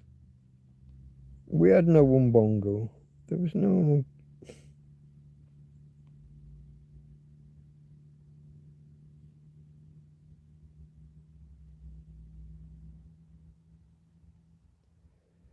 The problem is that our governments all go off to these meetings like Davos, and they all come away with their instructions, is how I see it. They've not just been talked to and things suggested. There's some encouragement, endorsement, some financial incentive. There's something driving them all. For governments from multiple different countries, not companies, countries, Freudian slip, I guess, for people from different countries to come away and then all implement the same policies at approximately the same time. Why? How? Why would that happen? Even if you'd listen to a lecture from someone who says this is how we think it should go, half the audience are going to think, no, I think different. Why are they all coming away and implementing the same thing at higher rate than 50-50? There's shenanigans afoot. In my possibly not so humble opinion, it has to be in my. I think there's an incentive now. Whether back in the day this incentive would have been a visit to a certain island, or whether it's a financial thing, whether it's a kickback that you'll get later. See, these are the ones that are more difficult to detect. Someone doesn't pay you now with money that can be followed and traced, and people can say, "Ha ha, you picked up a million." Maybe they tell you, "Hey, in 10 years when no one's looking, we'll slip you $1 million." Or maybe we'll buy a piece of art off you and we'll pay 10 times the going rate. That's how a lot of money laundering's done nowadays, isn't it? You buy some worthless art, but you buy it for 20 million. Money goes over. You get back a bit of cardboard you're not bothered about in exchange, but the payment has been satisfied. I don't know, folks. I just find there are patterns out there. There are things happening, and they're clearly not coincidental. The UK did this online safety bullshit, and then certain states in America, a week later, are authorizing and implementing, signing off. This is not draft legislation. This is complete legislation, enacted and enabled and ready to go a week later. Why? How? What? We've had the internet for what, 30 odd years? 99. Well, we've had the web since 1994 as a public thing. Before that, it was a test thing within academia and military. 94, 30, it's 31 years, isn't it? Suddenly, everybody's rolling out the same kind of protection at the same time. That's not a fucking coincidence. Like I said in a previous podcast, TrampCast, whatever you want to call this, if a politician is acting on behalf of a foreign entity, and I use the word entity rather than foreign government, foreign nation, foreign enemy.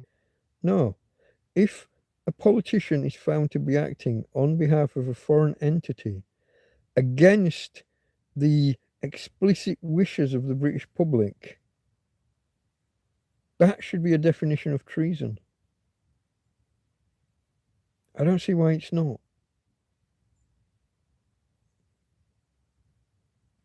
I don't believe people want the, whatever it's called, the internet ID shit and the ID card shit that they're promoting. The vast majority are against it. Now there are polls showing that it's more split, but they're in the media, and I've got to question the media. I don't believe the polls. From talking to people, I don't get a sense that the majority are in favour of that stuff. When the media, the police, the courts and big business start aligning themselves with government, that's bad. These things are all supposed to be juxtapositioned and counter to each other, checks and balances. When they're all arguing on the same line, and it's clearly against the majority of the public, it's fascism. It's one of the major features of fascism. Now, some definitions of fascism say far right. Some might say it doesn't matter what the political allegiance is. When all of those things line up in a certain fucking direction, that's fascism. When something major happens and the BBC are hiding who the perpetrator is, if it's a white European or a white Englishman that straight away, oh yeah, a white guy did it. White guy in Liverpool turned down the wrong road and run some people over, or felt threatened by a crowd, so deliberately did it in what he thinks is self-defense. When they tell you straight away, white European, white male did it. But then when it's something else and they hesitate, then they lie to you and tell you, no, it's a Welsh choir boy. With a big fucking gollywog afro. Einstein, but in black. Welsh choir boy. That's your national media. Putting a spin on things to stop you knowing what's what. How is that not fascism? When the media, big business, the police, the judiciary, when all these entities align themselves with a specific government's I haven't got the word, I haven't got the vocabulary again, folks. When they align themselves with the government and the government's opinion, when they're hiding things, when they're downplaying certain things and overplaying other things, when they tell you that most rapes are still committed by white guys, well, of course they are. We're 90% of the fucking population. The fact that 2% of the population are the other half, or 40%, or whatever the fuck it is, of course you can spin things with statistics and say, no, the whites are still the majority of the problem. Yeah, we're the massive majority of the population. It's our fucking country. I just had another mozzie fucking fly past. Try and see whether I can see where he's gone or landed, see if I can pluck him out of the air. No. Anyway, I wasn't going to do politics. I wasn't going to rant. I don't know why I did. But I did. Let's see if anybody commented on any of it, or if you all just want me to shut up.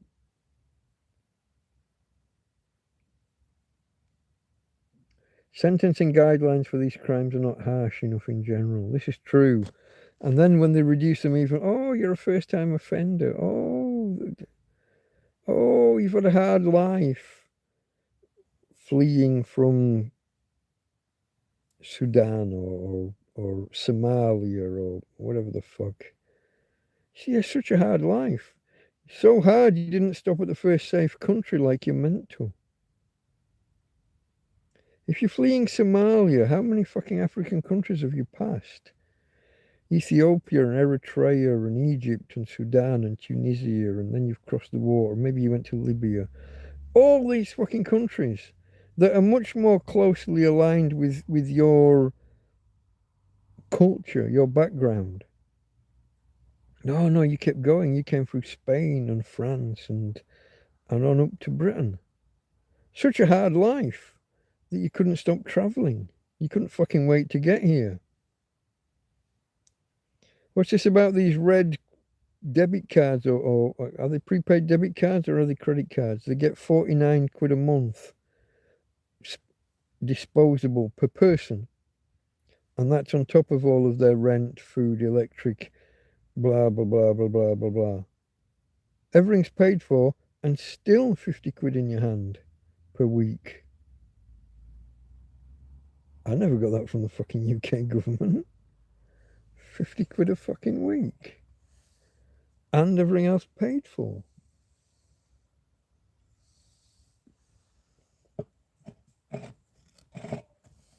Deport the fucking lot of them. If you're a true asylum seeker, make the appointment in an embassy while you're abroad. Then fly in with some paperwork and do the job properly. Save yourself 2 or 3 grand on each ferry trip, each rubber boat. There was the other one, guys, yeah? The guy that got deported when they do the 1 in, 1 out, the first guy that went out, came back again. He took a payment from the UK government of a couple of grand, I think it was, to go. Something like that. And he used the money to pay for his fucking ferry crossing back.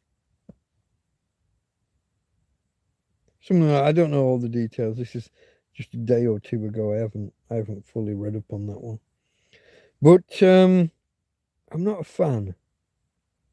I'd have the Royal Navy out in the fucking middle, sinking them. Sink one, show them the video, the rest won't come.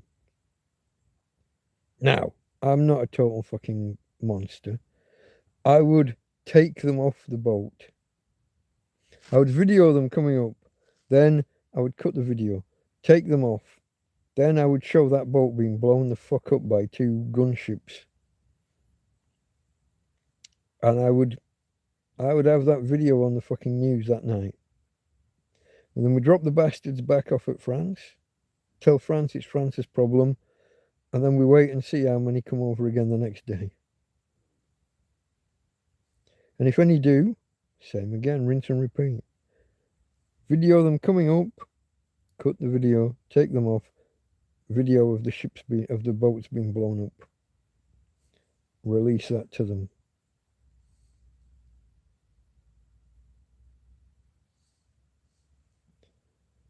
They'll soon stop coming. The ones who do come, put them on an army camp. No fucking phones, no 40-inch, 50-inch, 60-inch TVs. No nothing. Police the fucking army camp. If they decide to smash it up, shoot someone. Or bat on them, or do fucking something to them. Some proper real fucking punishment. And eventually ship them back.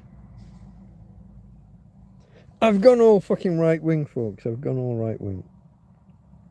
This is the problem, David. As David said here quite some time ago, about a quarter of an hour ago, governments and EU are not listening to the ordinary people. This is the thing. And they're gaslighting us. They're telling us that we don't think what we think. They're telling us that we're the minority, not the majority. They're telling us that that big march was only 100,000 people and not a couple of million. They're telling us that they'd not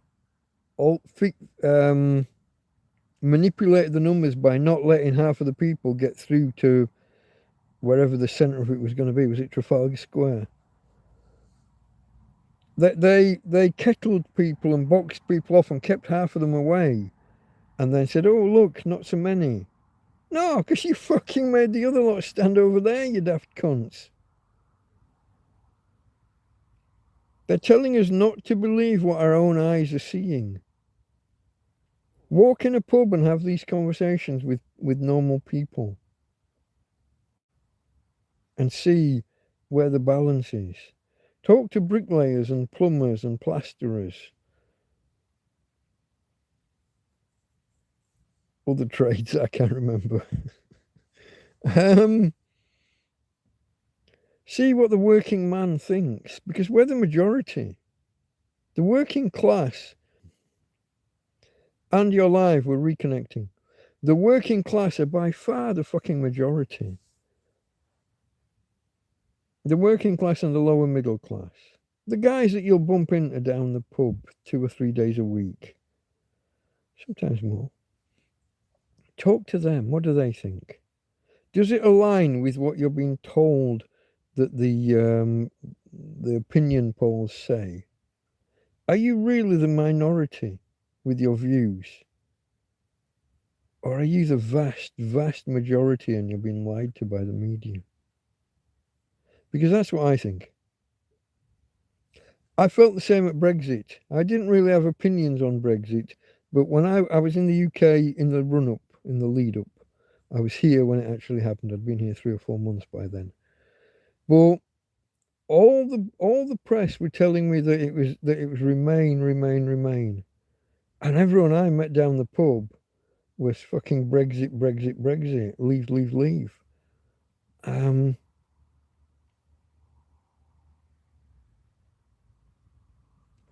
How do you get that disconnect? How are the press and the opinion polls telling you that it's Remain by a fucking majority, by a wide margin, but everyone you meet down the pub is leave, leave, leave? There was no way it was going to be as one-sided as all the polls and all the media were saying. Right up until days before they got a little bit clued in. If you were an opinion poll company, you couldn't carry on saying it was Remain, Remain, Remain. You're going to lose credibility after the result comes out. So you have to start bending more towards reality as the time crunch comes, as the time happens. But we were being gaslit then, and I don't know that we're not being gaslit now on these issues.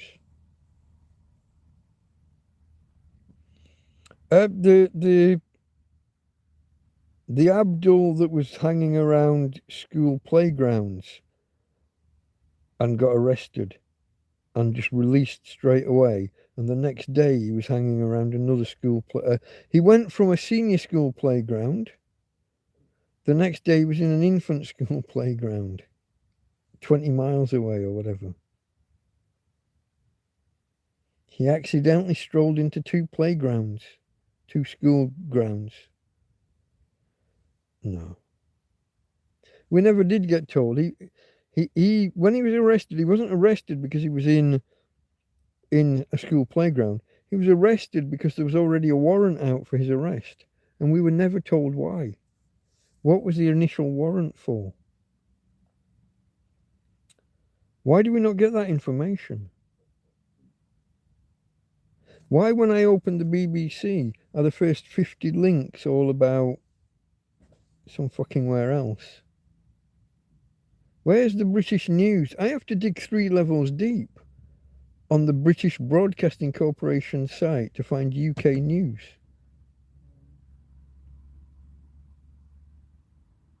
Why? That's crazy to me. Here endeth the lecture. Let me catch up on...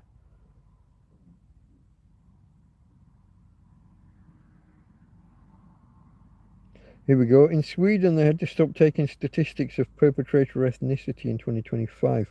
Albanians and their hand grenades every weekend in Malmo. Malmo. Isn't it? Hand grenades, guys. Albanian gangsters in Malmo throw hand grenades at each other, and every now and again catch some civilian in the way. Yeah. And they had these big welcome centres for them, which they burnt down because they weren't happy at being in a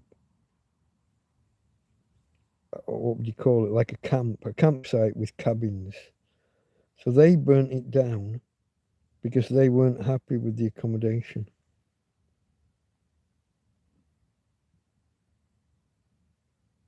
Governments throughout, you see this, governments throughout Europe are doing their best to split and confuse people to meet their ideals. Yeah, I agree. UK Richard didn't vote in the referendum, didn't know enough to have an opinion, still don't. I think a lot of us are kind of, yeah. I was kind of agnostic on it, even though I was coming out here. I felt the British people needed to have their say, and I didn't know which way it was going to go exactly. I knew it was going to be a lot closer than the press were fucking saying, though.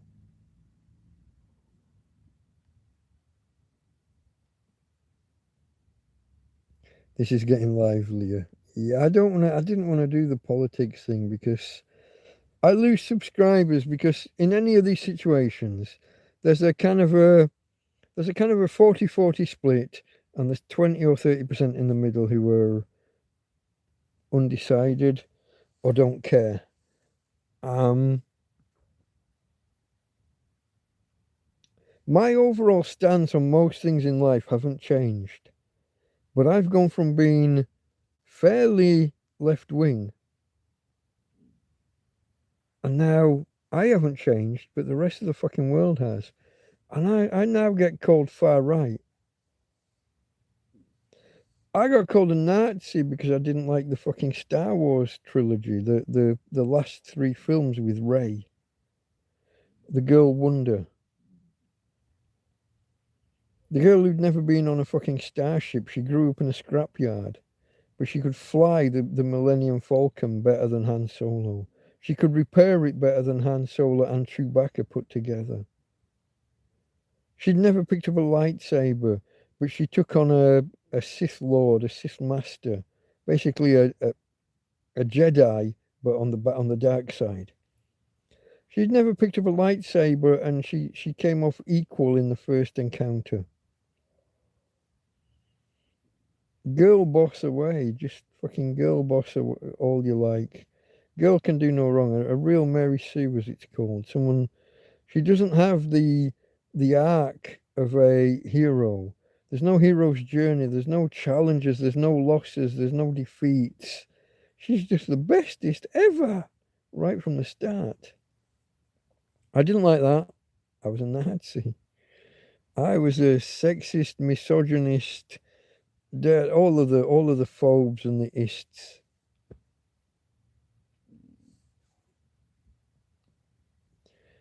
Maybe that's when I started to kind of turn.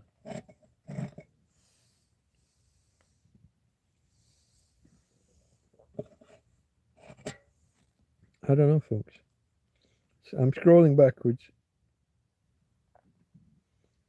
Banana gaffer taped to a wall be a good money laundering item. You believe it won a Turner Prize. That's a lot like Matey Girl with the unmade bed. Whatever the fuck she was called. I mean, the other guy, Damien Hirst, was it, with the half a sheep in formaldehyde? You know, I could see that being. I mean, it's not my cup of tea, but okay, if you tell me that's art, I'll believe it. But some bird gets out of a bed and doesn't make it. That's not art. That's just fucking lazy. I don't know. What do I know?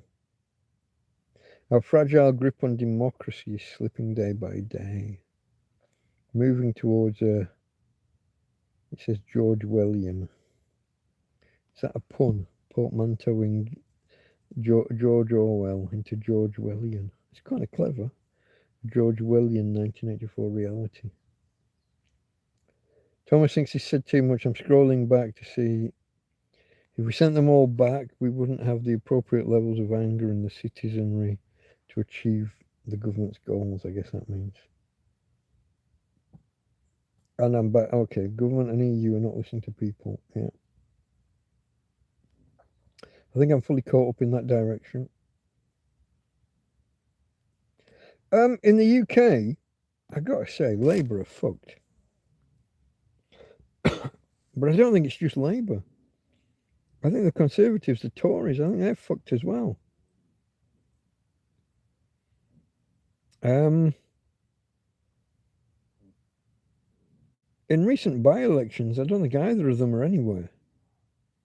And Labour they were just third in a by-election caused by the death of an MP in careful how you say it, I always used to say carefully, but according to the pronunciation overnight, carefully. Or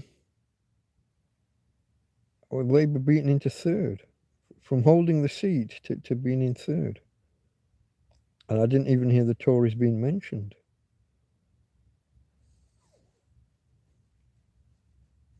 I think both of those parties have done their time. I think they've lost their way. Labour, as the name would suggest, is supposed to be the party of the working man. And now they're trying to tell the working man what to think rather than asking him and acting on it. That's got to be their death knell. I'm not the biggest believer in Nigel Farage, but he's offering an alternative at a time when the three main parties are just not stepping up. None of the three main parties are stepping up and asking the people what they want. They're trying to tell us what we should have. And they're all pretty much in lockstep. You get the odd NP who's a bit rebellious, who campaigns against the boats and against all the benefits in it, but they get nowhere. They don't get any support from the others. There's no groundswell amongst those three main parties. I find it hard to believe that Starmer and co are going to be able to hang on until the full term. Is it 4 years or 5? We're 1 year into however long the term is. I think the maximum is 5, and we're 1 year into the 5-year term. Could be 4, but I'm not sure. At some point there should be a vote of no confidence. But like I just said, all three major parties are acting in lockstep. Basically, their policies are all the same. A little bit of fudging around the edges. But, like today, what's she called? Kemi Badenoch or something. We had no Badenochs in my class at school. We had Smiths and Joneses and Browns and Beaumonts and Fosters, Todds, Powells and Pollards. If any of you guys are out there and remember me, those were the names. We didn't have Badenochs. She was having a go today because of this guy getting released, the rapist that got released by accident in Epping. But chances are she was the government that let him in. You know? It's all right to poke fun and point fingers at the other side when you think you've got a bit of one-upmanship on today's events. But if you're the one that caused today's events a year ago, 3 years ago, I let this cunt in, I'm still pointing at you.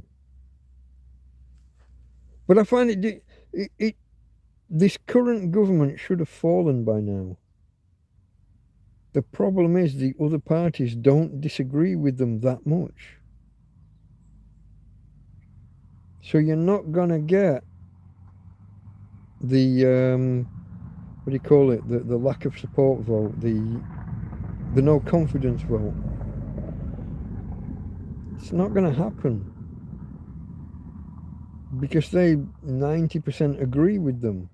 They only disagree on the edges, not on the overall fucking policies. They're not listening to the people. Anyway, I was going to end on 4 hours. I don't know why I'm still going, but let me just scroll back to where there was UK Richie saying he didn't vote in the referendum, he didn't know enough about it. I think most people didn't. You ended up voting with whoever's opinion or whoever seemed most persuasive without fully understanding. A lot of people just went with charismatic figures, I guess, which I guess is where Farage kind of comes in. Johnson. I mean, he's a likable buffoon. He's probably very intelligent, but in a way that you or I wouldn't recognise. The government's doing their best to split and confuse, said David. Girl boss is real, I guess. It certainly is in Hollywood. Almost every film in the last 10 years has been girl boss. The girl is the star, and the guy is an inept, almost comedy character. Yeah, has to be saved or rescued by the girl. UK Richie, got to head off soon. I have a beer festival to attend tomorrow. Okay, mate. I'm going to draw a line under this one any minute now. I didn't want to go off on politics that much. Like I said, it's divisive or divisive, as some people say nowadays. I don't know why. And I don't want to be losing subscribers. Fortunately, nobody watches to the last hour of the live streams. Nobody gets to. They've given up. Except for the people that are here, right now. The people who follow give up after an hour or so. The working class has no real representation anymore. I think I agree entirely. Yeah. And you could maybe question whether they ever did. The people representing the working class were usually posh, university-educated knobs anyway. So maybe they just disguised it better back then. I don't know. I haven't fully made up my mind on this stuff.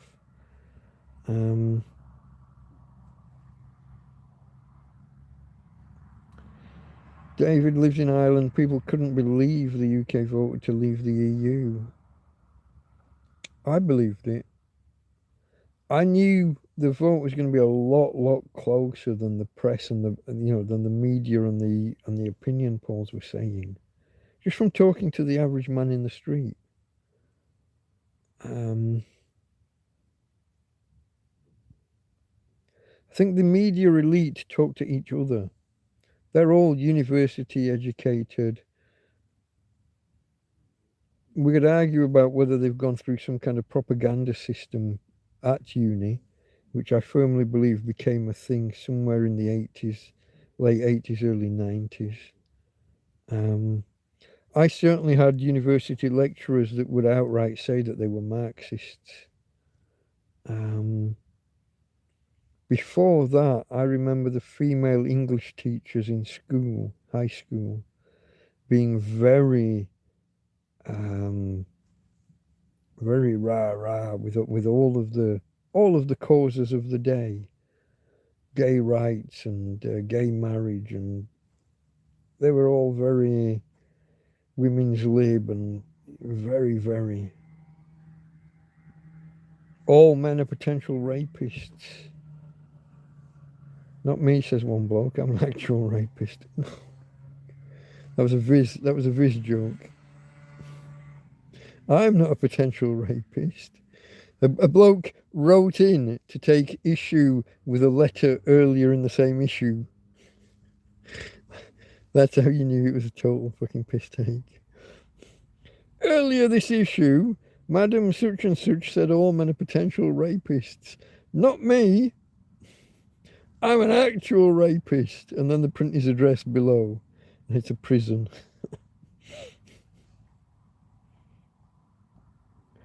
Okay, folks, I thank you very much for joining me this Friday evening, keeping me company, letting me rabbit on a little bit. Sorry if I did get a little bit political this last hour. Comment, tell me, did I go too far? Do you disagree? Are you on the opposite side? I'm not going to fall out with anybody because they have a different opinion. I'm not. As long as it doesn't get too sweary or too, whatever. I can stay friends with people. I was a Liverpool fan who had friends that were Man United fans. Or Everton fans as well. So I'm not going to fall out with you just because we disagree on something. let me see if I can finish it. Thank you for being here, folks. I'm going to see if I can end the stream in the manner that we how do I normally word it? Can we end the stream in the... I haven't got the vocabulary tonight, folks. In the tradition of the channel, that would be it. Here she is. Hey, babe. Oh, she's asleep. We'll leave her asleep. So from Tina. And from me, Delta Mike. Good night, everybody. Out.